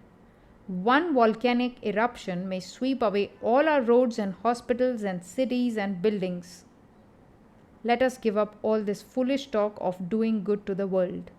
It is not waiting for your or my help. Yet, we must work and constantly do good, because it is a blessing to ourselves. That is the only way we can become perfect. No beggar whom we have helped has ever owed a single cent to us. We owe everything to him, because he has allowed us to exercise our charity on him. It is entirely wrong to think that we have done or can do good to the world, or to think that we have helped such and such people. It is a foolish thought, and all foolish thoughts bring misery. We think that we have helped some man and expect him to thank us, and because he does not, unhappiness comes to us. Why should we expect anything in return for what we do? Be grateful to the man you help. Think of him as God. Is it not a great privilege to be allowed to worship God by helping our fellow men? If we were really unattached, we should escape all this pain of vain expectation and could cheerfully do good work in the world. Never will unhappiness or misery come through work done without attachment. The world will go on with its happiness and misery through eternity. There was a poor man who wanted some money, and somehow he had heard that if he could get hold of a ghost, he might command him to bring money or anything else he liked. So he was very anxious to get hold of a ghost. He went about searching for a man who would give him a ghost, and at last he found a sage with great powers and besought his help. The sage asked him what he would do with a ghost. "I want a ghost to work for me. Teach me how to get hold of one, sir. I desire it very much," replied the man. But the sage said, "Don't disturb yourself. Go home." The next day the man went again to the sage and began to weep and pray. "Give me a ghost. I must have a ghost, sir, to help me." At last the sage was disgusted and said, "Take this charm, repeat this magic word, and a ghost will come, and whatever you say to him, he will do. But beware, They are terrible beings and must be kept continually busy. If you fail to give him work, he will take your life." The man replied, "That is easy. I can give him work for all his life." Then he went to a forest, and after long repetition of the magic word, a huge ghost appeared before him and said, "I am a ghost. I have been conquered by your magic, but you must keep me constantly employed. The moment you fail to give me work, I will kill you." The man said, "Build me a palace." And the ghost said, "It is done. The palace is built." "Bring me money," said the man. "Here is your money," said the ghost. "Cut this forest down and build a city in its place." "That is done," said the ghost. "Anything more?" Now the man began to be frightened and thought he could give him nothing more to do. He did everything in a trice. The ghost said, "Give me something to do or I will eat you up." The poor man could find no further occupation for him and was frightened. So he ran and at last reached the sage and said, "Oh, sir, protect my life." The sage asked him what the matter was, and the man replied, "I have nothing to give the ghost to do. Everything I tell him to do he does in a moment, and he threatens to eat me up if I do not give him work." Just then the ghost arrived, saying, "I'll eat you up." And he would have swallowed the man. The man began to shake and begged the sage to save his life. The sage said, "I will find you a way out. Look at that dog with a curly tail. Draw your sword quickly and cut the tail off and give it to the ghost to straighten out." The man cut off the dog's tail and gave it to the ghost, saying, "Straighten that out for me." The ghost took it and slowly and carefully straightened it out, but as soon as he let it go, it instantly curled up again. Once more he laboriously straightened it out, only to find it again curled up as soon as he attempted to let go of it. Again he patiently straightened it out, but as soon as he let it go, it curled up again. So he went on for days and days until he was exhausted and said, "I was never in such trouble before in my life. I am an old veteran ghost, but never before was I in such trouble. I will make a compromise with you." He said to the man, "You let me off and I will let you keep all I have given you and will promise not to harm you." The man was much pleased and accepted the offer gladly. This world is like a dog's curly tail, and people have been striving to straighten it out for hundreds of years, but when they let it go, it has curled up again. How could it be otherwise? One must first know how to work without attachment. Then one will not be a fanatic. When we know that this world is like a dog's curly tail and will never get straightened, we shall not become fanatics. If there were no fanaticism in the world, it would make much more progress than it does now. It is a mistake to think that fanaticism can make for the progress of mankind. On the contrary, it is a retarding element creating hatred and anger and causing people to fight each other and making them unsympathetic. We think that whatever we do or possess is the best in the world, and what we do not do or possess is of no value. So always remember the instance of the curly tail of the dog whenever you have a tendency to become a fanatic. You need not worry or make yourself sleepless about the world. It will go on without you. When you have avoided fanaticism, then alone will you work well. It is the level-headed man, the calm man, of good judgment and cool nerves, of great sympathy and love, who does good work and so does good to himself.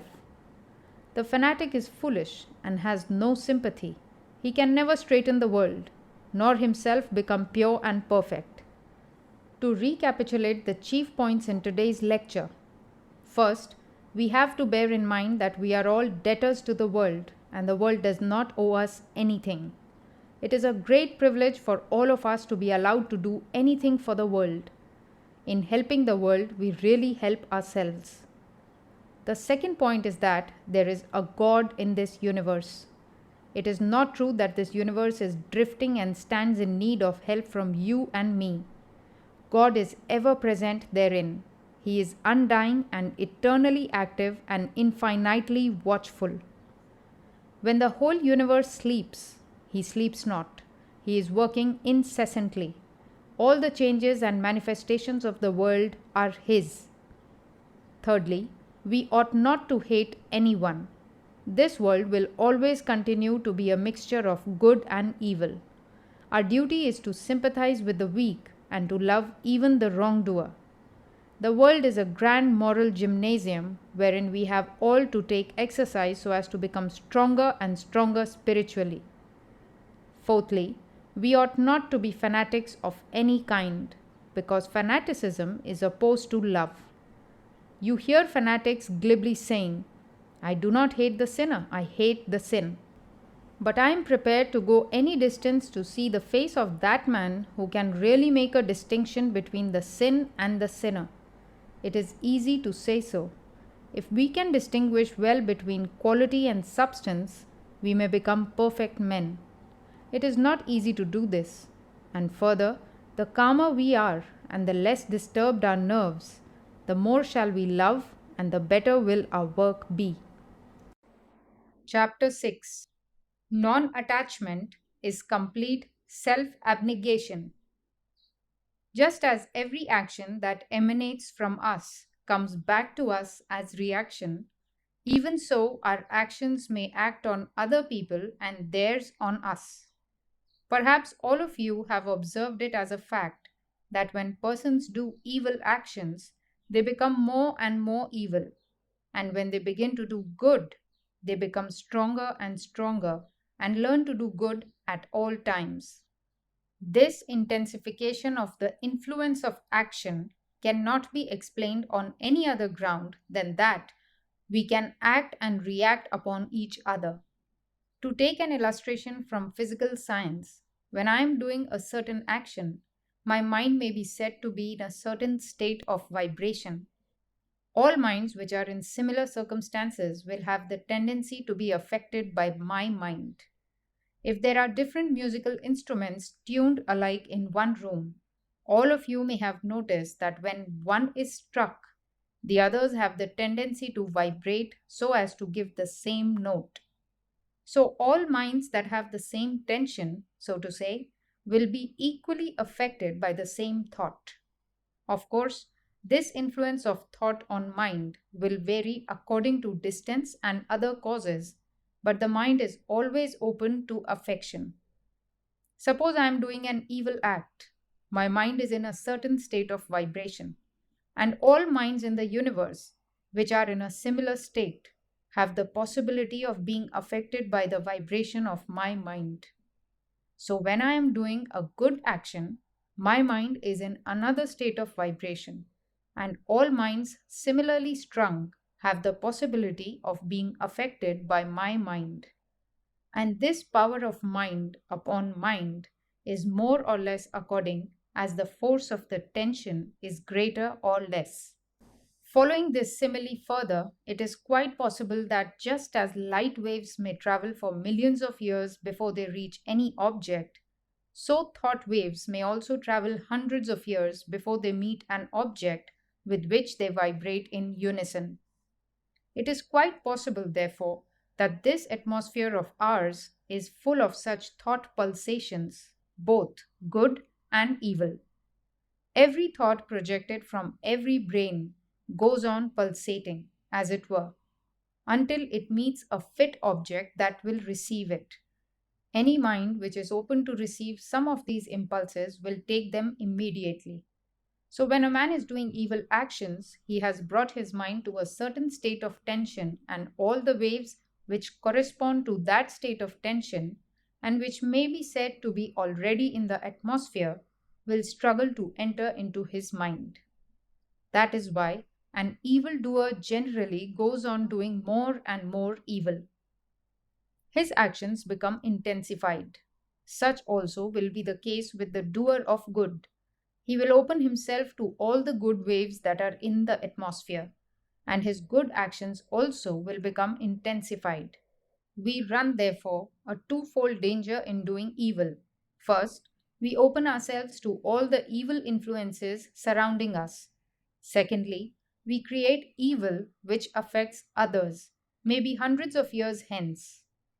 In doing evil, we injure ourselves and others also. In doing good, we do good to ourselves and to others as well. And like all other forces in man, these forces of good and evil also gather strength from outside. According to Karma Yoga, the action one has done cannot be destroyed until it has borne its fruit. No power in nature can stop it from yielding its results. If I do an evil action, I must suffer for it. There is no power in this universe to stop or stay it. Similarly, if I do a good action, there is no power in the universe which can stop its bearing good results. The cause must have its effect. Nothing can prevent or restrain this. Now comes a very fine and serious question about Karma Yoga, namely, that these actions of ours, both good and evil, are intimately connected with each other.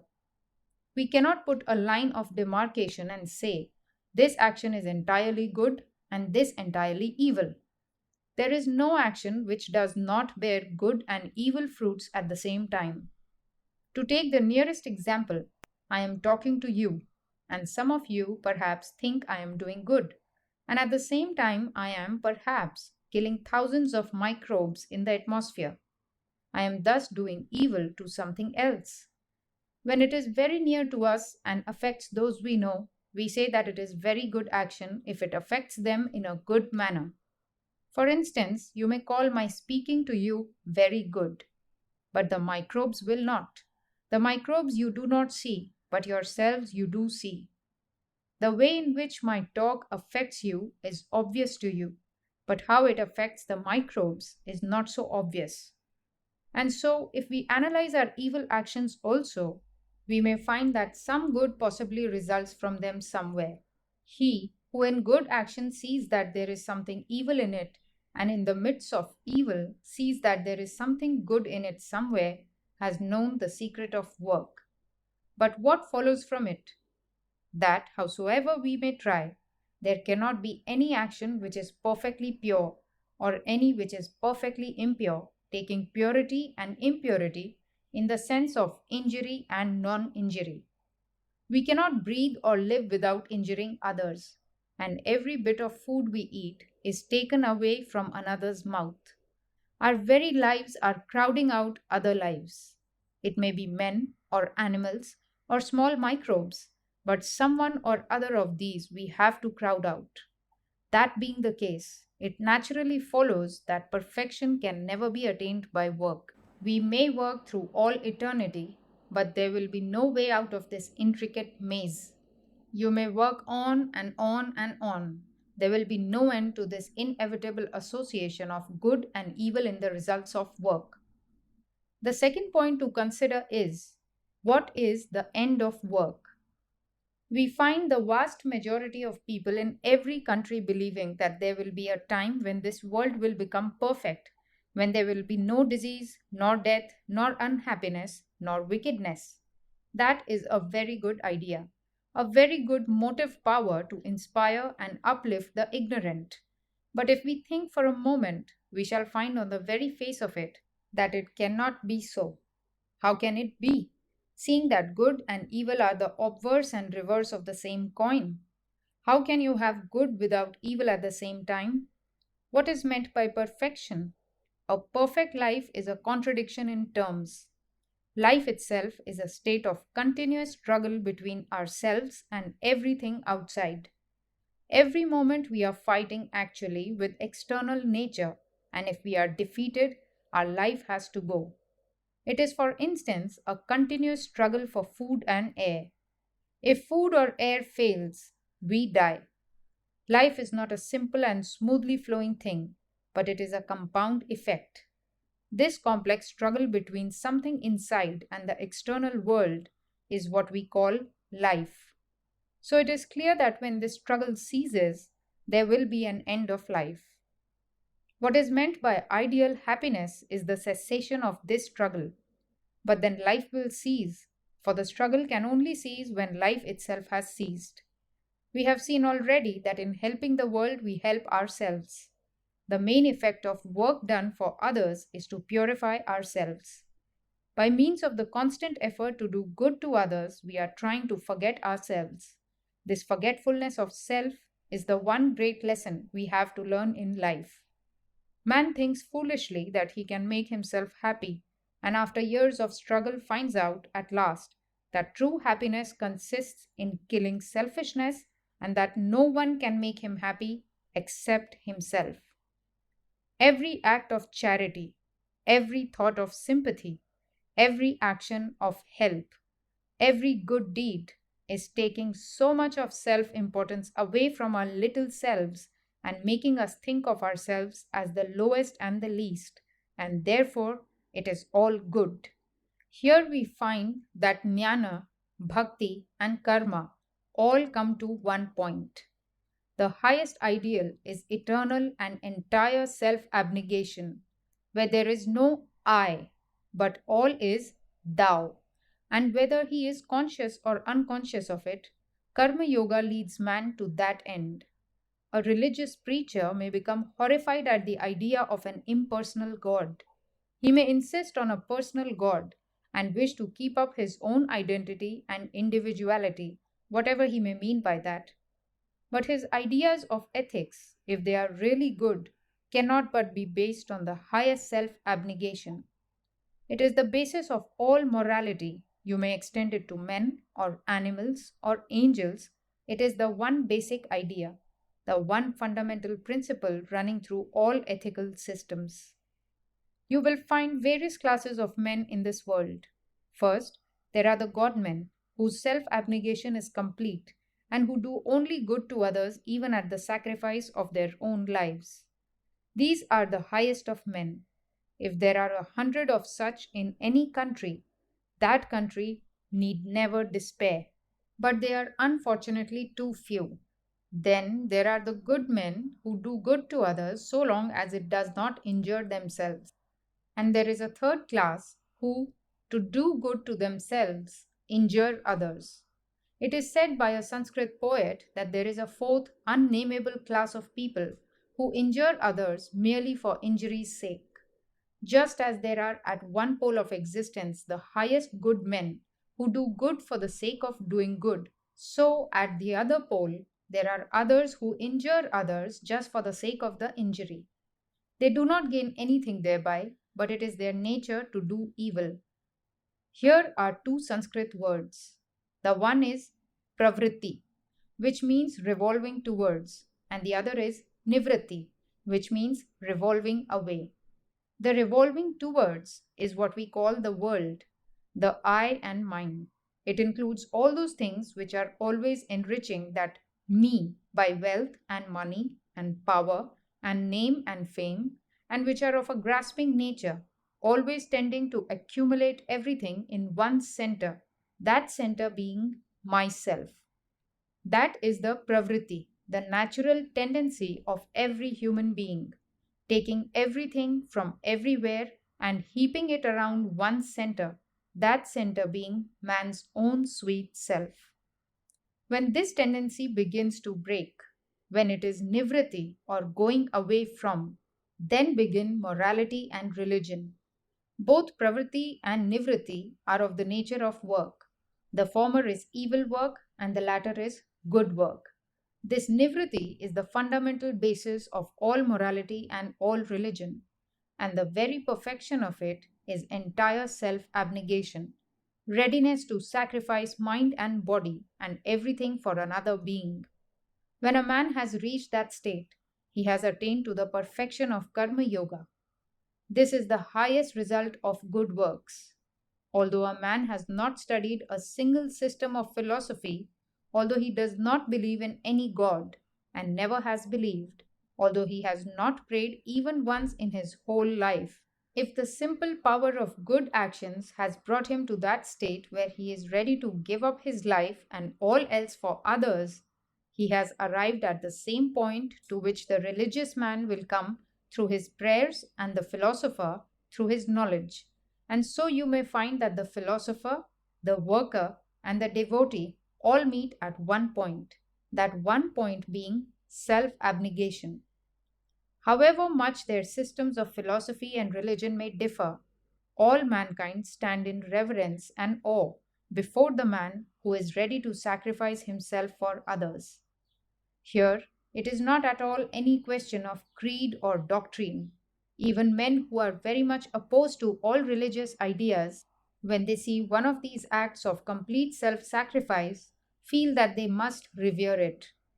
Have you not seen even a most bigoted Christian, when he reads Edwin Arnold's Light of Asia, stand in reverence of Buddha, who preached no God, preached nothing but self sacrifice?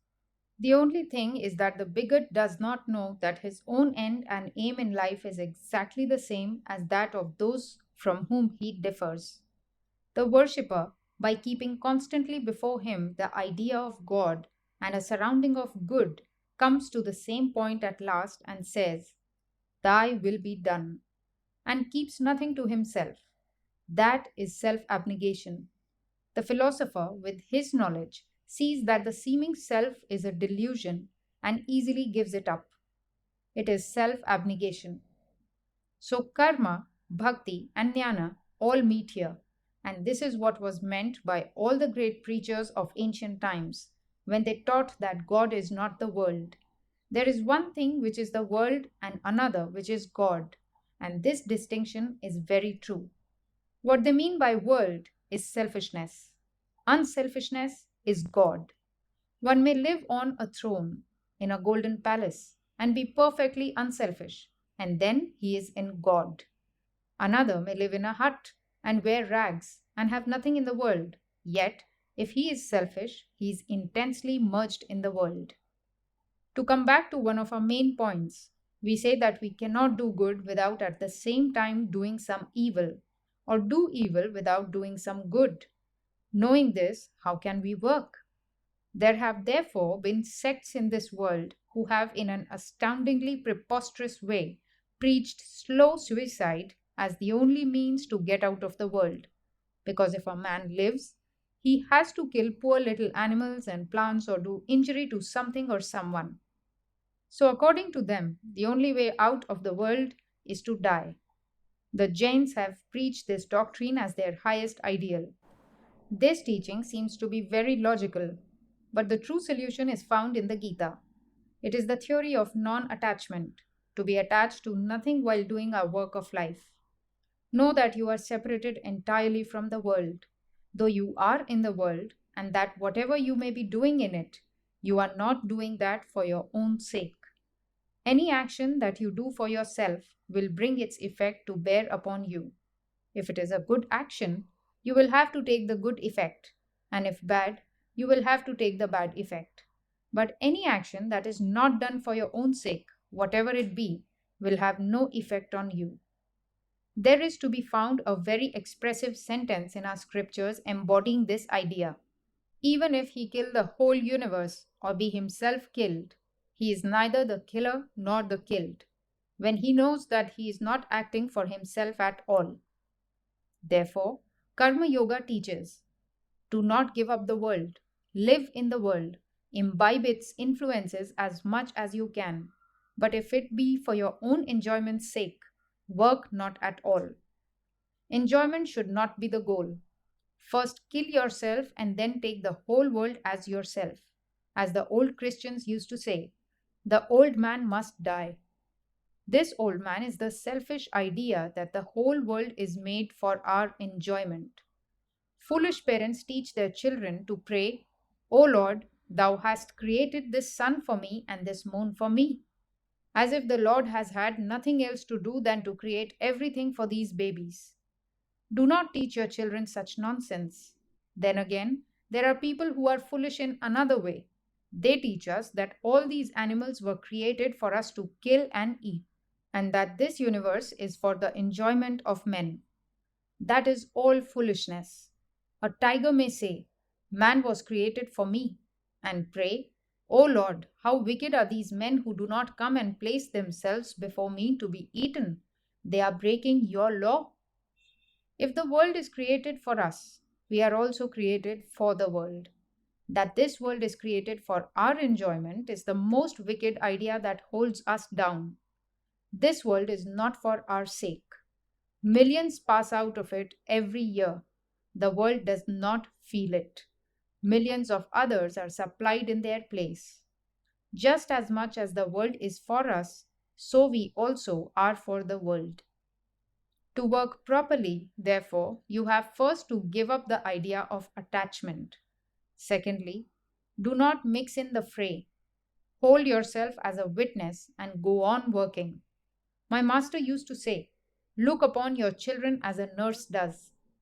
The nurse will take your baby and fondle it and play with it and behave towards it as gently as if it were her own child. But as soon as you give her notice to quit, she is ready to start off bag and baggage from the house. Everything in the shape of attachment is forgotten. It will not give the ordinary nurse the least pang to leave your children and take up other children. Even so are you to be with all you consider your own. You are the nurse, and if you believe in God, believe that all these things which you consider yours are really His.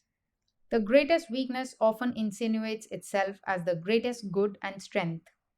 It is a weakness to think that anyone is dependent on me and that I can do good to another.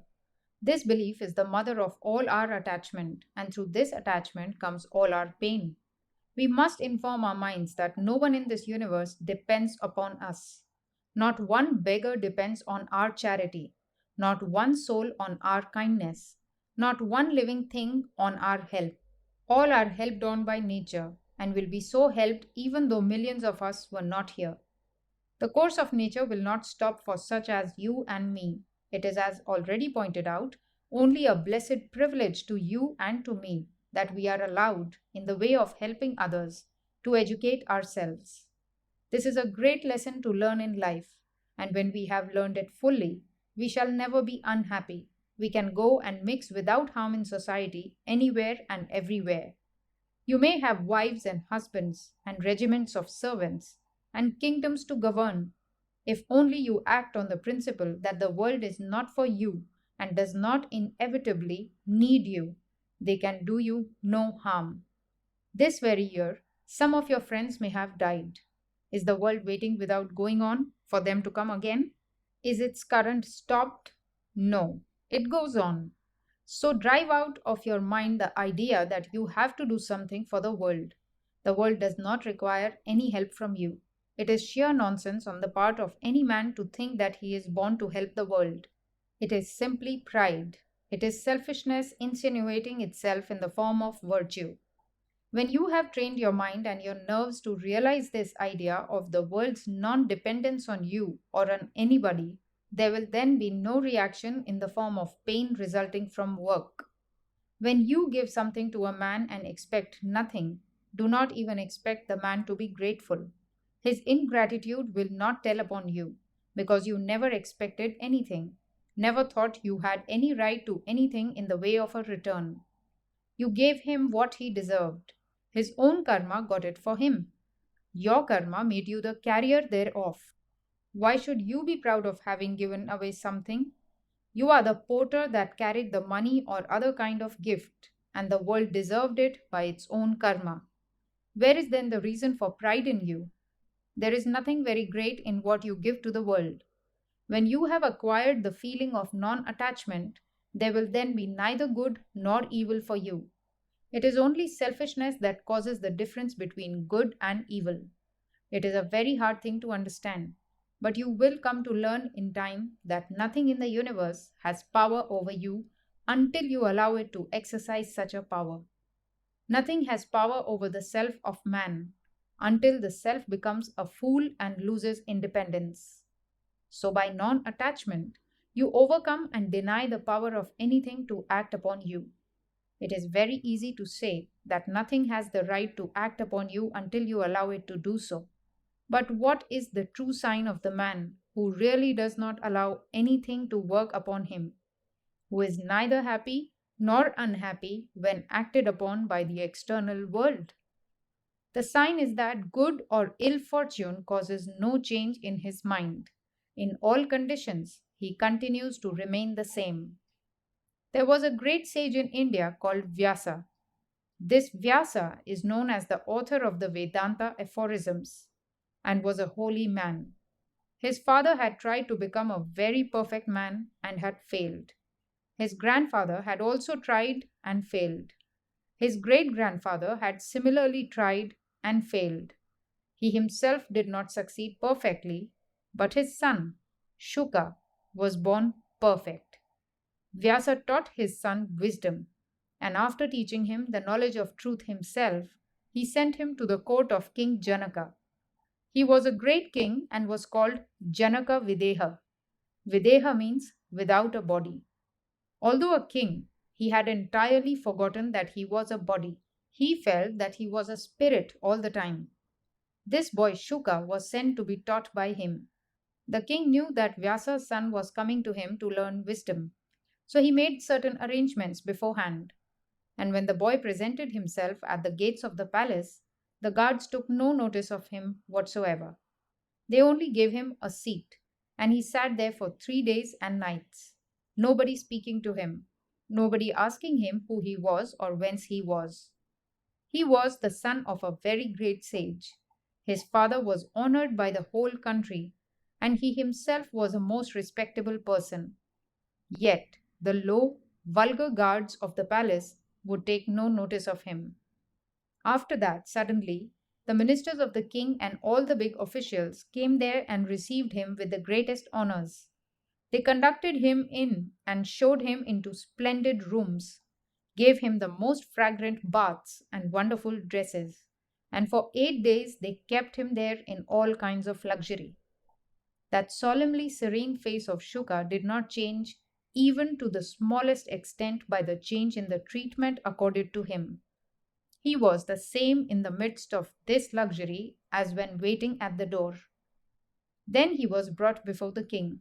The king was on his throne, music was playing, and dancing and other amusements were going on. The king then gave him a cup of milk full to the brim and asked him to go 7 times round the hall without spilling even a drop. The boy took the cup and proceeded in the midst of the music and the attraction of the beautiful faces. As desired by the king, 7 times did he go round, and not a drop of the milk was spilt. The boy's mind could not be attracted by anything in the world unless he allowed it to affect him. And when he brought the cup to the king said to him, "What your father has taught you, and what you have learned yourself, I can only repeat. You have known the truth. Go home." Thus, the man that has practiced control over himself cannot be acted upon by anything outside. There is no more slavery for him. His mind has become free. Such a man alone is fit to live well in the world. We generally find men holding two opinions regarding the world. Some are pessimists and say how horrible this world is, how wicked. Some others are optimists and say how beautiful this world is, how wonderful. To those who have not controlled their own minds, the world is either full of evil or at best a mixture of good and evil. This very world will become to us an optimistic world when we become masters of our own minds. Nothing will then work upon us as good or evil. We shall find everything to be in its proper place, to be harmonious. Some men who begin by saying that the world is a hell often end by saying that it is a heaven when they succeed in the practice of self control. If we are genuine karma yogis and wish to train ourselves to that attainment of this state, wherever we may begin, we are sure to end in perfect self abnegation. And as soon as this seeming self has gone, the whole world, which at first appears to us to be filled with evil, will appear to be heaven itself and full of blessedness. Its very atmosphere will be blessed. Every human face there will be God. Such is the end and aim of Karma Yoga, and such is its perfection in practical life. Our various yogas do not conflict with each other. Each of them leads us to the same goal and makes us perfect. Only each has to be strenuously practiced. The whole secret is in practicing. First, you have to hear, then think, and then practice. This is true of every yoga. You have first to hear about it and understand what it is, and many things which you do not understand will be made clear to you by constant hearing and thinking. It is hard to understand everything at once. The explanation of everything is, after all, in yourself.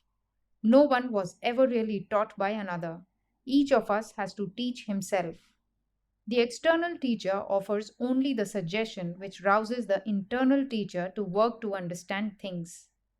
Then things will be made clearer to us by our own power of perception and thought, and we shall realize them in our own souls. And that realization will grow into the intense power of will. First, it is feeling, then, it becomes willing, and out of that willing comes the tremendous force for work that will go through every vein and nerve and muscle until the whole mass of your body is changed into an instrument of the unselfish yoga of work. And the desired result of perfect self abnegation and utter unselfishness is duly attained. This attainment does not depend on any dogma or doctrine or belief. Whether one is Christian or Jew or Gentile, it does not matter. Are you unselfish? That is the question. If you are, you will be perfect without reading a single religious book, without going into a single church or temple.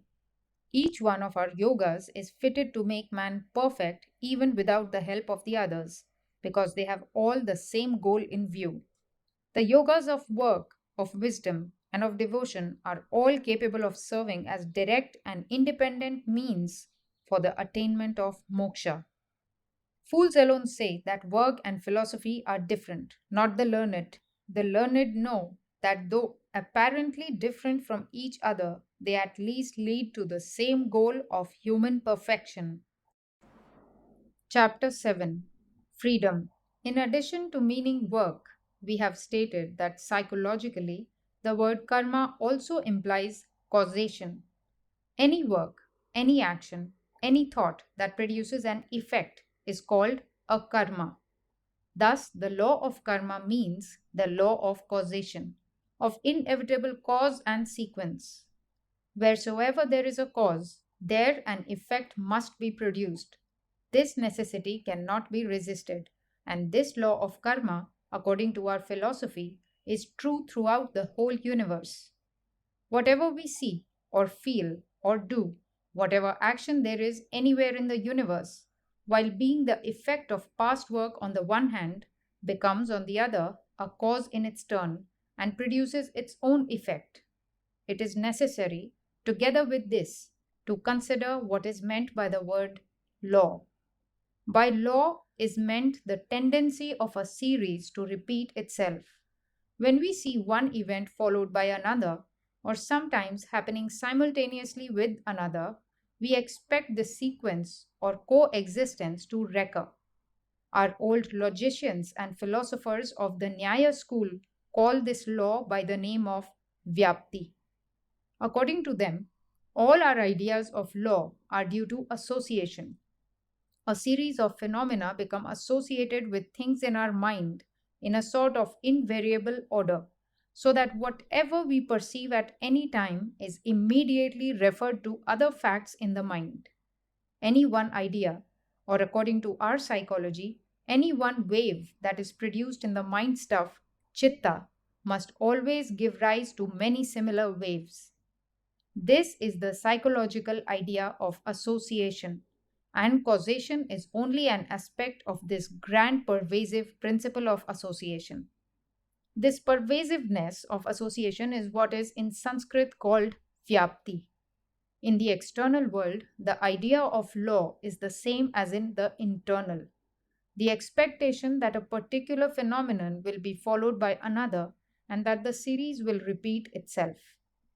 Really speaking, therefore, law does not exist in nature. Practically, it is an error to say that gravitation exists in the earth, or that there is any law existing objectively anywhere in nature. Law is the method, the manner in which our mind grasps a series of phenomena. It is all in the mind. Certain phenomena, happening one after another or together, and followed by the conviction of the regularity of their recurrence, thus enabling our mind to grasp the method of the whole series, constitute what we call law. The next question for consideration is what we mean by law being universal. Our universe is that portion of existence which is characterized by what the Sanskrit psychologists call Desha Kala Nimitta, or what is known to European psychology as space, time, and causation. This universe is only a part of infinite existence, thrown into a peculiar mold composed of space, time, and causation. It necessarily follows that law is possible only within this conditioned universe. Beyond it, there cannot be any law.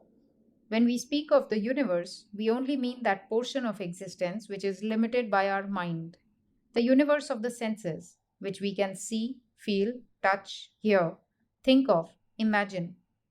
This alone is under law, but beyond it, existence cannot be subject to law, because causation does not extend beyond the world of our minds. Anything beyond the range of our mind and our senses is not bound by the law of causation, as there is no mental association of things in the region beyond the senses, and no causation without association of ideas. It is only when being or existence gets molded into name and form that it obeys the law of causation and is said to be under law, because all law has its essence in causation. Therefore, we see at once that there cannot be any such thing as free will. The very words are a contradiction, because will is what we know, and everything that we know is within our universe, and everything within our universe is molded by the conditions of space, time, and causation. Everything that we know or can possibly know must be subject to causation, and that which obeys the law of causation cannot be free. It is acted upon by other agents and becomes a cause in its turn. But that which has become converted into the will, which was not the will before, but which, when it fell into this mold of space, time, and causation, became converted into the human will, is free. And when this will gets out of this mold of space, time, and causation, it will be free again. From freedom it comes and becomes molded into this bondage, and it gets out and goes back to freedom again. The question has been raised as to from whom this universe comes, in whom it rests, and to whom it goes. And the answer has been given that from freedom it comes, in bondage it rests, and goes back into that freedom again. So, when we speak of man as no other than the infinite being which is manifesting itself, we mean that only one very small part thereof is man.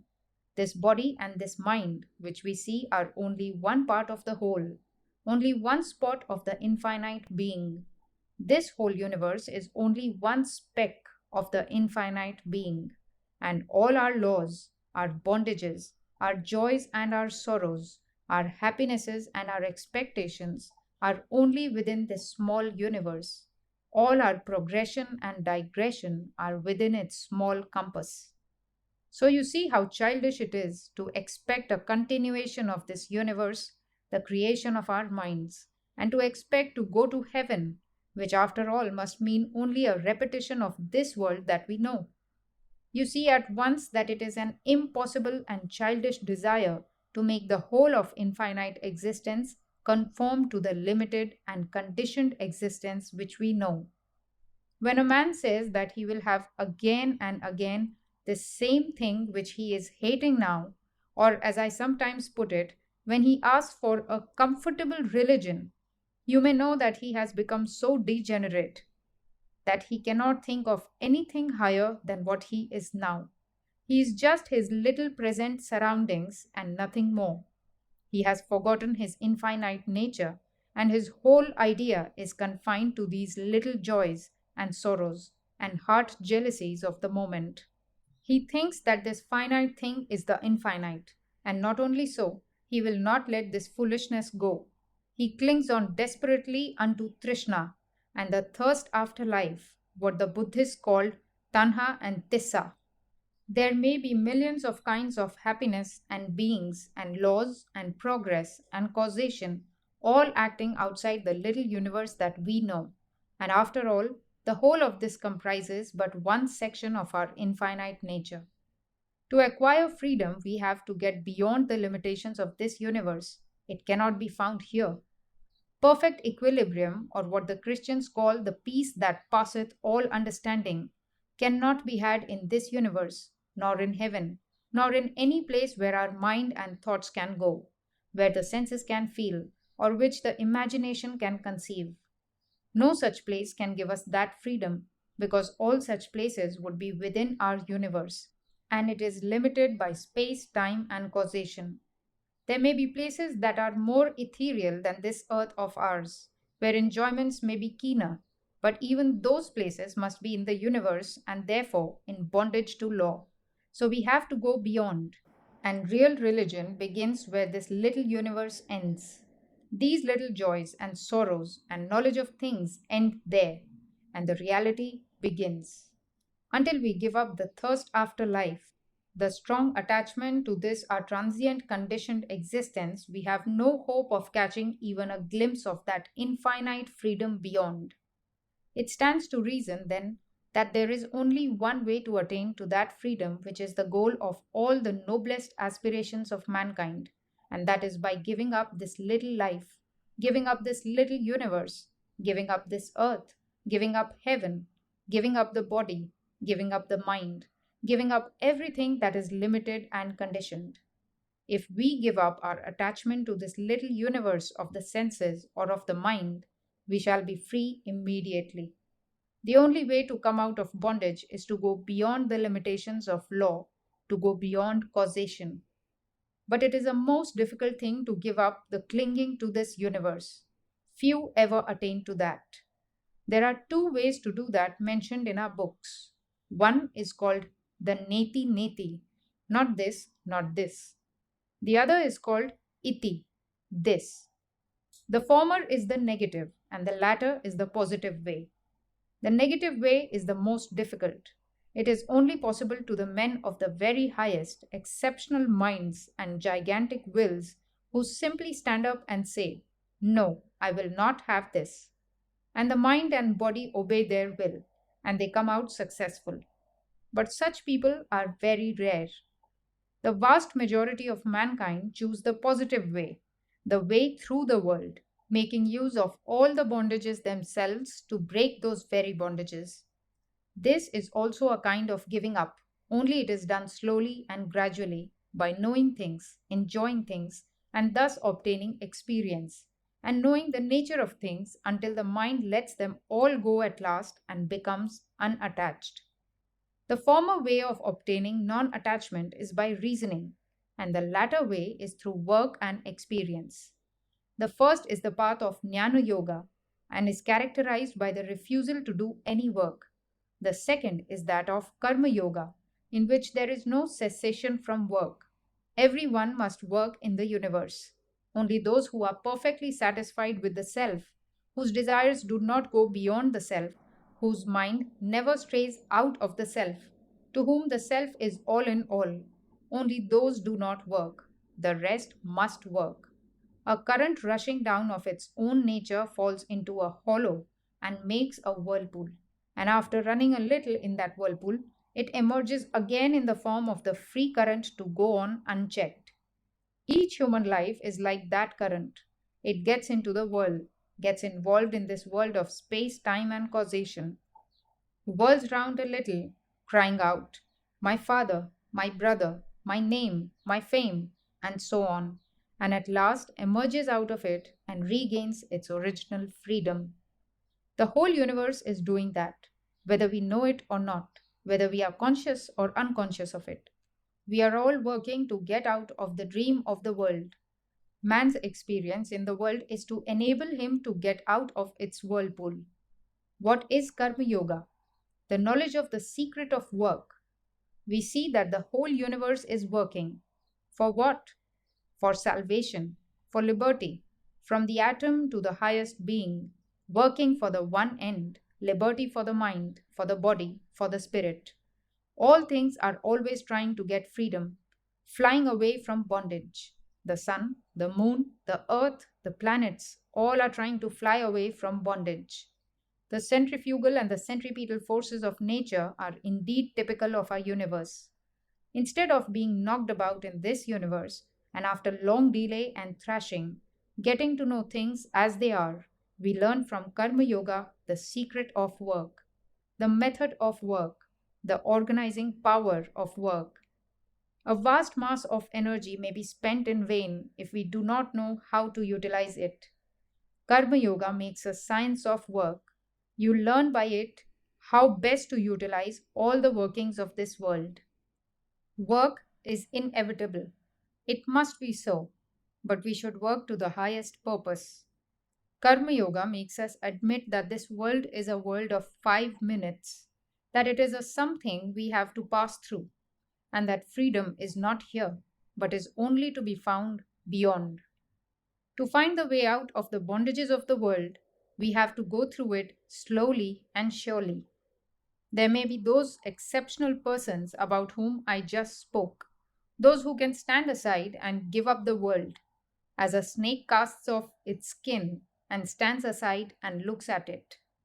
There are no doubt these exceptional beings, but the rest of mankind have to go slowly through the world of work.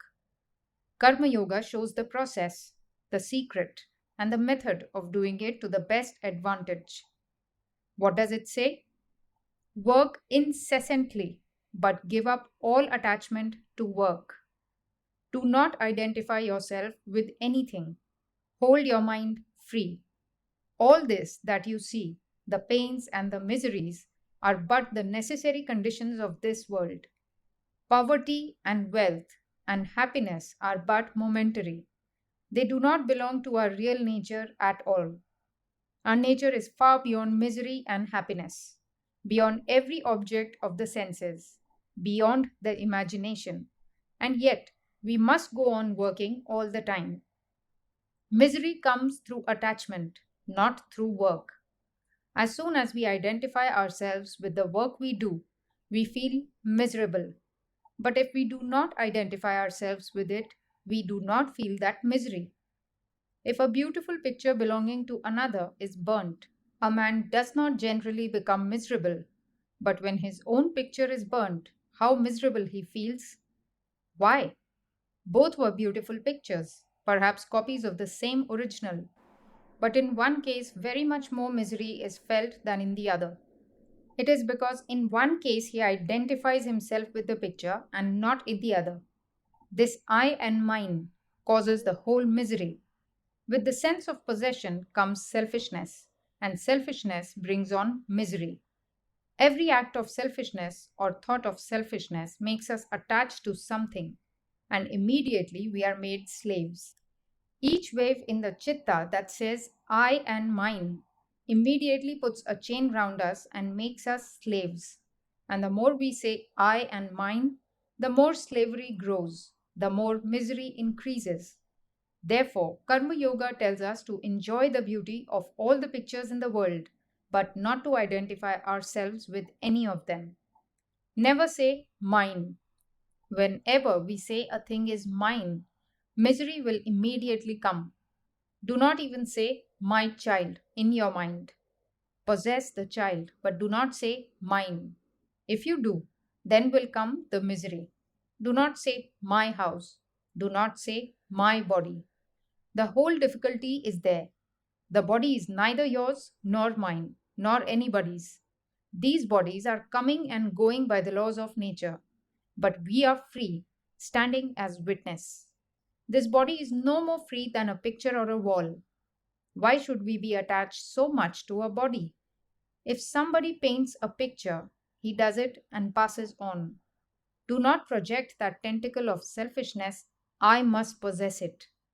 As soon as that is projected, misery will begin. So, Karma Yoga says first destroy the tendency to project this tentacle of selfishness. And when you have the power of checking it, hold it in and do not allow the mind to get into the ways of selfishness. Then you may go out into the world and work as much as you can. Mix everywhere, go where you please. You will never be contaminated with evil. There is the lotus leaf in the water. The water cannot touch and adhere to it. So will you be in the world. This is called Vairagya, dispassion or non-attachment. I believe I have told you that without non-attachment, there cannot be any kind of yoga. Non-attachment is the basis of all the yogas. The man who gives up living in houses wearing fine clothes, and eating good food, and goes into the desert, may be a most attached person. His only possession, his own body, may become everything to him, and as he lives, he will be simply struggling for the sake of his body. Non attachment does not mean anything that we may do in relation to our external body. It is all in the mind. The binding link of I and mine is in the mind. If we have not this link with the body and with the things of the senses, we are non attached, wherever and whatever we may be. A man may be on a throne and perfectly non attached. Another man may be in rags and still very much attached. First, we have to attain this state of non attachment and then to work incessantly. Karma Yoga gives us the method that will keep us in giving up all attachment, though it is indeed very hard. Here are the two ways of giving up all attachment. The one is for those who do not believe in God or in any outside help. They are left to their own devices. They have simply to work with their own will, with the powers of their mind and discrimination, saying, I must be non attached. For those who believe in God, there is another way, which is much less difficult. They give up the fruits of work unto the Lord. They work and are never attached to the results. Whatever they see, feel, hear, or do is for Him. For whatever good work we may do, let us not claim any praise or benefit. It is the Lord's. Give up the fruits unto Him. Let us stand aside and think that we are only servants obeying the Lord, our Master, and that every impulse for action comes from Him every moment. Whatever thou worshippest, whatever thou perceivest, whatever thou doest, give up all unto Him and be at rest. Let us be at peace, perfect peace, with ourselves, and give up our whole body and mind and everything as an eternal sacrifice unto the Lord. Instead of the sacrifice of pouring oblations into the fire, perform this one great sacrifice day and night, the sacrifice of your little self. In search of wealth in this world, thou art the only wealth I have found. I sacrifice myself unto thee. In search of someone to be loved, thou art the only one beloved I have found. I sacrifice myself unto thee. Let us repeat this day and night and say, nothing for me, no matter whether the thing is good, bad, or indifferent. I do not care for it. I sacrifice all unto thee. Day and night, let us renounce our seeming self until it becomes a habit with us to do so, until it gets into the blood, the nerves, and the brain, and the whole body is every moment obedient to this idea of self renunciation. Go then into the midst of the battlefield with the roaring cannon and the din of war, and you will find yourself to be free and at peace. Karma Yoga teaches us that the ordinary idea of duty is on the lower plane. Nevertheless, all of us have to do our duty. Yet we may see that this peculiar sense of duty is very often a great cause of misery. Duty becomes a disease with us. It drags us ever forward. It catches hold of us and makes our whole life miserable. It is the bane of human life. This duty, this idea of duty, is the midday summer sun which scorches the innermost soul of mankind. Look at those poor slaves to duty. Duty leaves them no time to say prayers, no time to bathe. Duty is ever on them. They go out and work. Duty is on them. They come home and think of the work for the next day. Duty is on them. It is living a slave's life, at last dropping down in the street and dying in harness like a horse. This is duty as it is understood. The only true duty is to be unattached and to work as free beings, to give up all work unto God. All our duties are His. Blessed are we that we are ordered out here. We serve our time, whether we do it ill or well. Who knows? If we do it well, we do not get the fruits. If we do it ill, neither do we get the care. Be at rest, be free, and work. This kind of freedom is a very hard thing to attain. How easy it is to interpret slavery as duty, the morbid attachment of flesh for flesh as duty. Men go out into the world and struggle and fight for money or for any other thing to which they get attached. Ask them why they do it. They say, it is a duty. It is the absurd greed for gold and gain, and they try to cover it with a few flowers. What is duty after all? It is really the impulsion of the flesh, of our attachment, and when an attachment has become established, we call it duty. For instance, in countries where there is no marriage, there is no duty between husband and wife.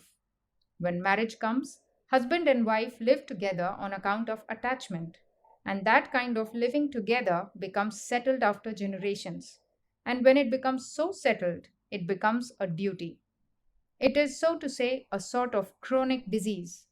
When it is acute, we call it disease. When it is chronic, we call it nature. It is a disease. So when attachment becomes chronic, we baptize it with the high sounding name of duty. We strew flowers upon it, trumpets sound for it, sacred texts are said over it, and then the whole world fights, and men earnestly rob each other for this duty's sake. Duty is good to the extent that it checks brutality. To the lowest kinds of men, who cannot have any other ideal, it is of some good. But those who want to be karma yogis must throw this idea of duty overboard. There is no duty for you and me. Whatever you have to give to the world, do give by all means, but not as a duty. Do not take any thought of that. Be not compelled. Why should you be compelled? Everything that you do under compulsion goes to build up attachment. Why should you have any duty? Resign everything unto God. In this tremendous fiery furnace where the fire of duty scorches everybody, drink this cup of nectar and be happy. We are all simply working out His will and have nothing to do with rewards and punishments. If you want the reward, you must also have the punishment. The only way to get out of the punishment is to give up the reward. The only way of getting out of misery is by giving up the idea of happiness, because these two are linked to each other. On one side there is happiness, on the other there is misery. On one side there is life, on the other there is death. The only way to get beyond death is to give up the love of life. Life and death are the same thing, looked at from different points. So the idea of happiness without misery, or of life without death, is very good for schoolboys and children. But the thinker sees that it is all a contradiction in terms and gives up both. Seek no praise, no reward for anything you do. No sooner do we perform a good action than we begin to desire credit for it. No sooner do we give money to some charity than we want to see our names blazoned in the newspapers. Misery must come as the result of such desires. The greatest men in the world have passed away unknown. The Buddhas and the Christs that we know are but second rate heroes in comparison with the greatest men of whom the world knows nothing. Hundreds of these unknown heroes have lived in every country working silently. Silently they live and silently they pass away. And in the time, their thoughts find expression in Buddhas or Christs. And it is these latter that become known to us. The highest men do not seek to get any name or fame from their knowledge. They leave their ideas to the world. They put forth no claims for themselves and establish no schools or systems in their name. Their whole nature shrinks from such a thing. They are the pure sattvikas who can never make any stir, but only melt down in love. I have seen one such yogi who lives in a cave in India. He is one of the most wonderful men I have ever seen. He has so completely lost the sense of his own individuality that we may say that the man in him is completely gone, leaving behind only the all-comprehending sense of the divine. If an animal bites one of his arms, he is ready to give it his other arm also, and say that it is the Lord's will. Everything that comes to him is from the Lord. He does not show himself to men, and yet he is a magazine of love and of true and sweet ideas. Next in order come the men with more rajas or activity. combative natures who take up the ideas of the perfect ones and preach them to the world. The highest kind of men silently collect true and noble ideas, and others, the Buddhas and Christs, go from place to place preaching them and working for them. In the life of Gautam Buddha, we notice him constantly saying that he is the 25th Buddha. The 24 before him are unknown to history, although the Buddha known to history must have built upon foundations laid by them. The highest men are calm, silent, and unknown. They are the men who really know the power of thought. They are sure that even if they go into a cave and close the door and simply think 5 true thoughts and then pass away, these 5 thoughts of theirs will live through eternity. Indeed, such thoughts will penetrate through the mountains, cross the oceans, and travel through the world. They will enter deep into human hearts and brains and raise up men and women who will give them practical expression in the workings of human life. These Sattvika men are too near the Lord to be active and to fight, to be working, struggling, preaching, and doing good, as they say here on earth, to humanity. The active workers, however good, have still a little remnant of ignorance left in them.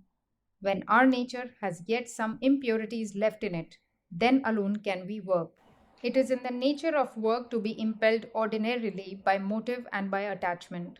In the presence of an ever active Providence who notes even the sparrow's fall, how can man attach any importance to his own work? Will it not be a blasphemy to do so when we know that he is taking care of the minutest things in the world? We have only to stand in awe and reverence before him, saying, "Thy will be done." The highest men cannot work, for in them there is no attachment. Those whose whole soul is gone into the self, those whose desires are confined in the self, who have become ever associated with the self, for them there is no work. Such are indeed the highest of mankind. But apart from them, everyone else has to work. In so working, we should never think that we can help on even the least thing in this universe. We cannot. We only help ourselves in this gymnasium of the world.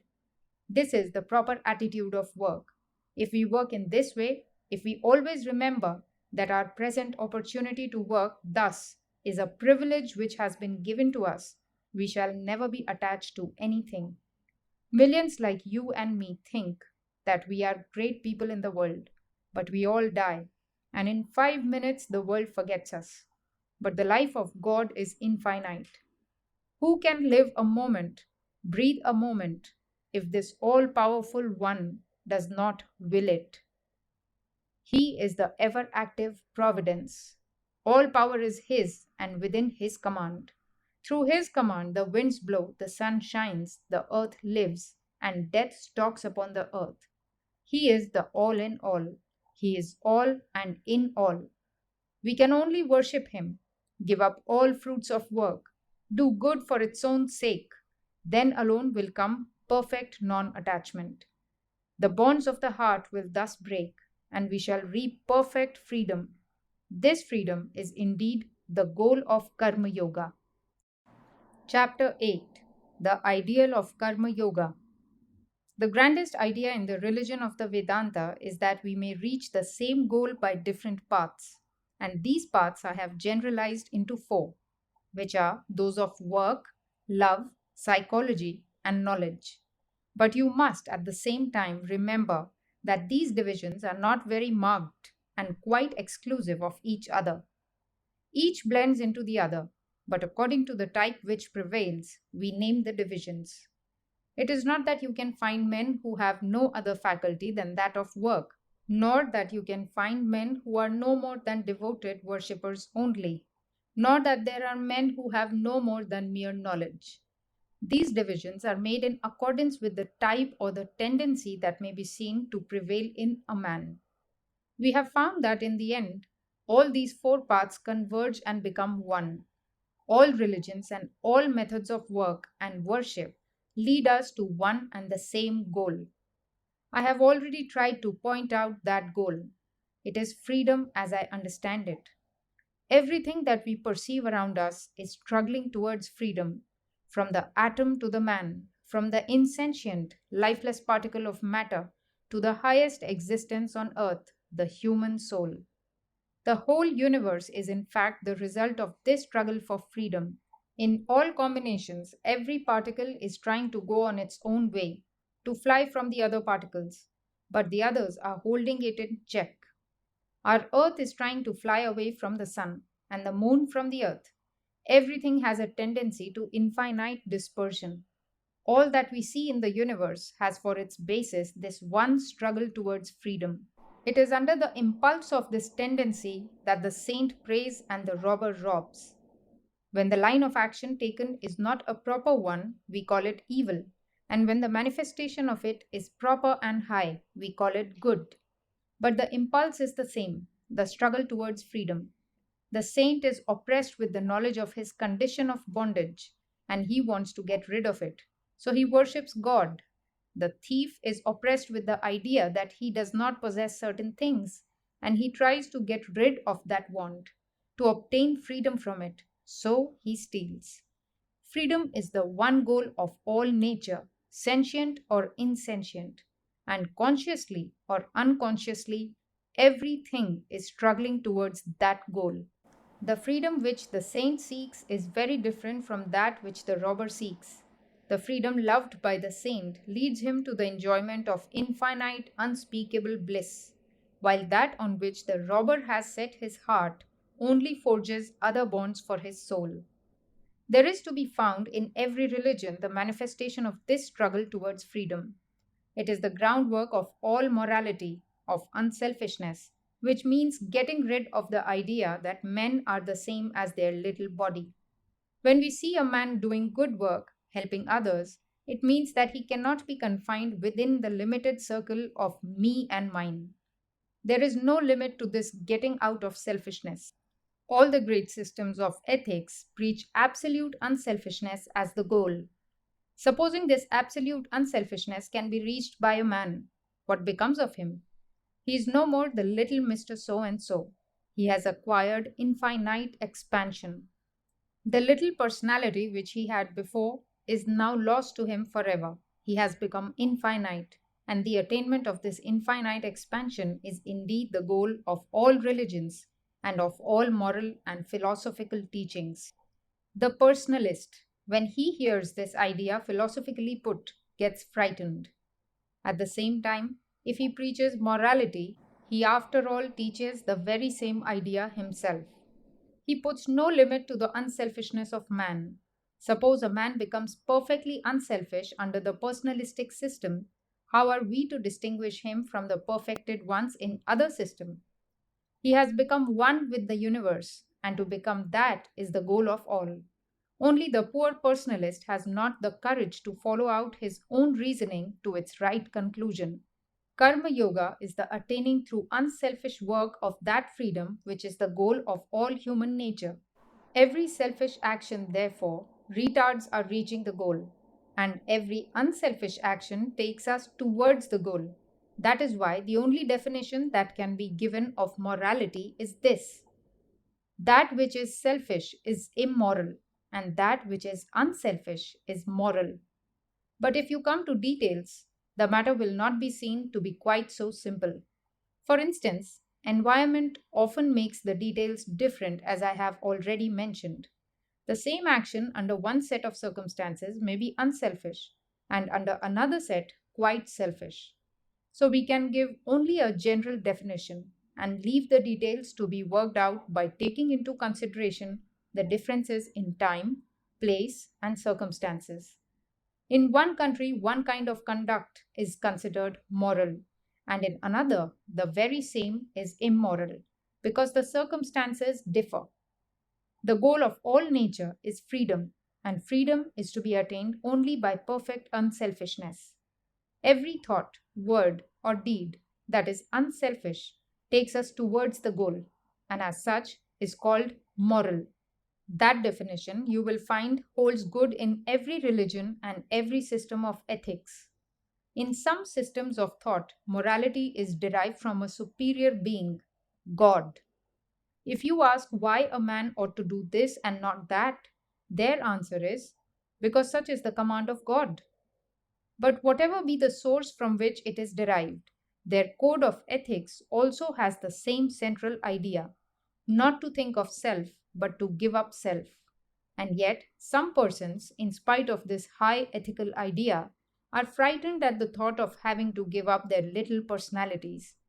We may ask the man who clings to the idea of little personalities to consider the case of a person who has become perfectly unselfish, who has no thought for himself, who does no deed for himself, who speaks no word for himself, and then say where his himself is. That himself is known to him only so long as he thinks, acts, or speaks for himself.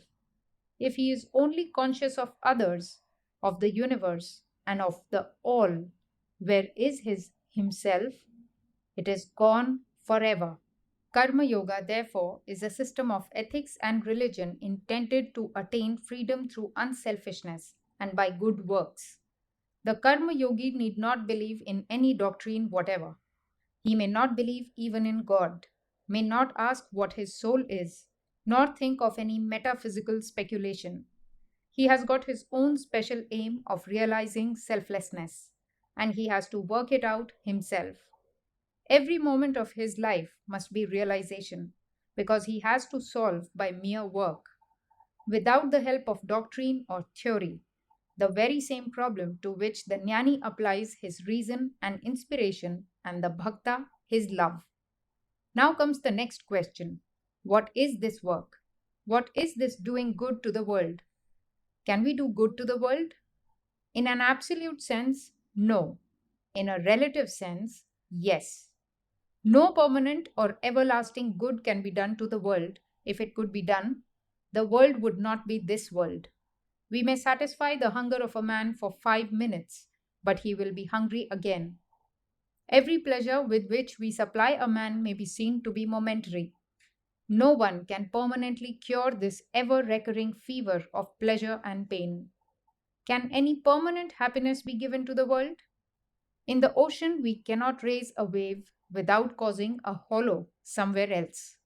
The sum total of the good things in the world has been the same throughout in its relation to man's need and greed. It cannot be increased or decreased. Take the history of the human race as we know it today. Do we not find the same miseries and the same happiness, the same pleasures and pains, the same differences in position? Are not some rich, some poor, some high, some low, some healthy, some unhealthy? All this was just the same with the Egyptians, the Greeks, and the Romans in ancient times as it is with the Americans today. So far as history is known, it has always been the same. Yet, at the same time, we find that running along with all these incurable differences of pleasure and pain, there has ever been the struggle to alleviate them. Every period of history has given birth to thousands of men and women who have worked hard to smooth the passage of life for others. And how far have they succeeded? We can only play at driving the ball from one place to another. We take away pain from the physical plane and it goes to the mental one. It is like that picture in Dante's Hell where the misers were given a mass of gold to roll up a hill. Every time they rolled it up a little, it again rolled down. All our talks about the millennium are very nice as schoolboy stories, but they are no better than that. All nations that dream of the millennium also think that of all peoples in the world, they will have the best of it then for themselves. This is the wonderfully unselfish idea of the millennium. We cannot add happiness to this world. Similarly, we cannot add pain to it either. The sum total of the energies of pleasure and pain displayed here on earth will be the same throughout. We just push it from this side to the other side, and from that side to this, but it will remain the same, because to remain so is its very nature. This ebb and flow, this rising and falling, is in the world's very nature. It would be as logical to hold otherwise as to say that we may have life without death. This is complete nonsense, because the very idea of life implies death, and the very idea of pleasure implies pain. The lamp is constantly burning out, and that is its life. If you want to have life, You have to die every moment for it. Life and death are only different expressions of the same thing looked at from different standpoints. They are the falling and the rising of the same wave, and the two form one whole. One looks at the fall side and becomes a pessimist, another looks at the rise side and becomes an optimist. When a boy is going to school and his father and mother are taking care of him, everything seems blessed to him. His wants are simple. He is a great optimist. But the old man, with his varied experience, becomes calmer and is sure to have his warmth considerably cooled down. So, old nations with signs of decay all around them are apt to be less hopeful than new nations. There is a proverb in India: 1,000 years a city and 1,000 years a forest. This change of city into forest and vice versa is going on everywhere, and it makes people optimists or pessimists according to the side they see of it. The next idea we take up is the idea of equality. These millennium ideas have been great motive powers to work. Many religions preach this as an element in them, that God is coming to rule the universe, and that then there will be no difference at all in conditions. The people who preach this doctrine are mere fanatics, and fanatics are indeed the sincerest of mankind. Christianity was preached just on the basis of the fascination of this fanaticism, and that is what made it so attractive to the Greek and the Roman slaves. They believed that under the millennial region there would be no more slavery, that there would be plenty to eat and drink, and therefore they flocked round the Christian standard. Those who preached the idea first were, of course, ignorant fanatics, but very sincere. In modern times, this millennial aspiration takes the form of equality, of liberty, equality, and fraternity. This is also fanaticism. True equality has never been and never can be on earth. How can we all be equal here? This impossible kind of equality implies total death. What makes this world what it is? Lost balance. In the primal state, which is called chaos, there is perfect balance. How do all the formative forces of the universe come then? By struggling, competition, conflict. Suppose that all the particles of matter were held in equilibrium. Would there be then any process of creation? We know from science that it is impossible. Disturb a sheet of water, and there you find every particle of the water trying to become calm again, one rushing against the other.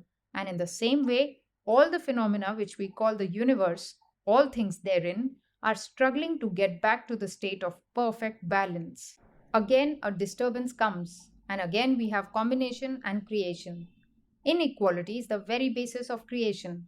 At the same time, the forces struggling to obtain equality are as much a necessity of creation as those which destroy it. Absolute equality, that which means a perfect balance of all the struggling forces in all the planes, can never be in this world. Before you attain that state, the world will have become quite unfit for any kind of life, and no one will be there. We find, therefore, that all these ideas of the millennium and of absolute equality are not only impossible, but also that if we try to carry them out, they will lead us surely enough to the day of destruction. What makes the difference between man and man? It is largely the difference in the brain. Nowadays, no one but a lunatic will say that we are all born with the same brain power.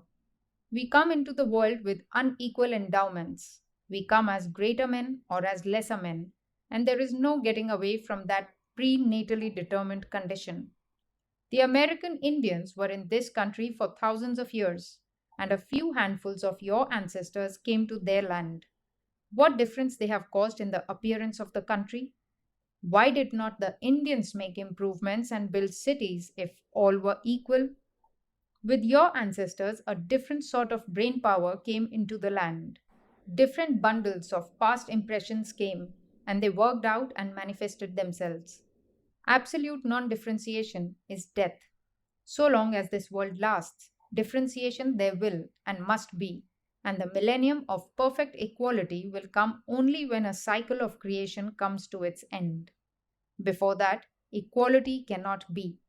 Yet, this idea of realizing the millennium is a great motive power.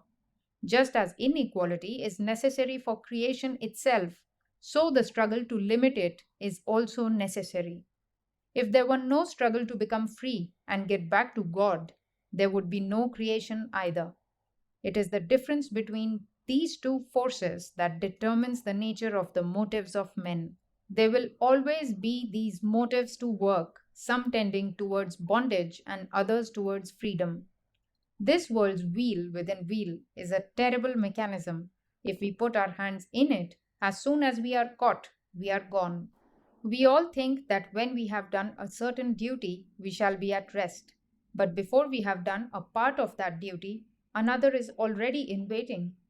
We are all being dragged along by this mighty, complex world machine. There are only two ways out of it. One is to give up all concerns with the machine, to let it go and stand aside, to give up our desires. That is very easy to say, but is almost impossible to do. I do not know whether in 20 millions of men one can do that. The other way is to plunge into the world and learn the secret of work, and that is the way of Karma Yoga. Do not fly away from the wheels of the world machine, but stand inside it and learn the secret of work. Through proper work done inside, it is also possible to come out. Through this machinery itself is the way out. We have now seen what work is. It is a part of nature's foundation and goes on always. Those that believe in God understand this better because they know that God is not such an incapable being as will need our help. Although this universe will go on always, our goal is freedom. Our goal is unselfishness. And according to Karma Yoga, that goal is to be reached through work. All ideas of making the world perfectly happy may be good as motive powers for fanatics, but we must know that fanaticism brings forth as much evil as good. The Karma Yogi asks why you require any motive to work other than the inborn love of freedom. Be beyond the common worldly motives. To work you have the right, but not to the fruits thereof. Man can train himself to know and to practice that, says the Karma Yogi. When the idea of doing good becomes a part of his very being, then he will not seek for any motive outside. Let us do good because it is good to do good. He who does good work, even in order to get to heaven, binds himself down, says the Karma Yogi. Any work that is done with any the least selfish motive, instead of making us free, forges one more chain for our feet. So the only way is to give up all the fruits of work, to be unattached to them. Know that this world is not we, nor are we this world. That we are really not the body, that we really do not work. We are the self, eternally at rest and at peace. Why should we be bound by anything? It is very good to say that we should be perfectly non attached, but what is the way to do it? Every good work we do without any ulterior motive, instead of forging a new chain, will break one of the links in the existing chains. Every good thought that we send to the world without thinking of any return will be stored up there and break one link in the chain and make us purer and purer until we become the purest of mortals. Yet all this may seem to be rather quixotic and too philosophical, more theoretical than practical. I have read many arguments against the Bhagavad Gita, and many have said that without motives you cannot work. They have never seen unselfish work except under the influence of fanaticism, and therefore they speak in that way. Let me tell you in conclusion a few words about one man who actually carried this teaching of Karma Yoga into practice. That man is Buddha. He is the one man who ever carried this into perfect practice. All the prophets of the world, except Buddha, had external motives to move them to unselfish action. The prophets of the world, with this single exception, may be divided into two sets. One set holding that they are incarnations of God come down on earth, and the other holding that they are only messengers from God, and both draw their impetus for work from outside, expect reward from outside. however highly spiritual may be the language they use. But Buddha is the only prophet who said, I do not care to know your various theories about God. What is the use of discussing all the subtle doctrines about the soul? Do good and be good, and this will take you to freedom and to whatever truth there is. He was, in the conduct of his life, absolutely without personal motives. And what man worked more than he? Show me in history one character who has soared so high above all. The whole human race has produced but one such character, such high philosophy, such wide sympathy. This great philosopher, preaching the highest philosophy, yet had the deepest sympathy for the lowest of animals, and never put forth any claims for himself. He is the ideal Karma Yogi, acting entirely without motive, and the history of humanity shows him to have been the greatest man ever born. Beyond compare, the greatest combination of heart and brain that ever existed, the greatest soul power that has even been manifested. He is the first great reformer the world has seen. He was the first who dared to say, believe not because some old manuscripts are produced. Believe not because it is your national belief, because you have been made to believe it from your childhood, but reason it all out. And after you have analyzed it, then, if you find that it will do good to one and all, believe it, live up to it, and help others to live up to it. He works best who works without any motive, neither for money, nor for fame, nor for anything else. And when a man can do that, he will be a Buddha, and out of him will come the power to work in such a manner as will transform the world. This man represents the very highest ideal of Karma Yoga.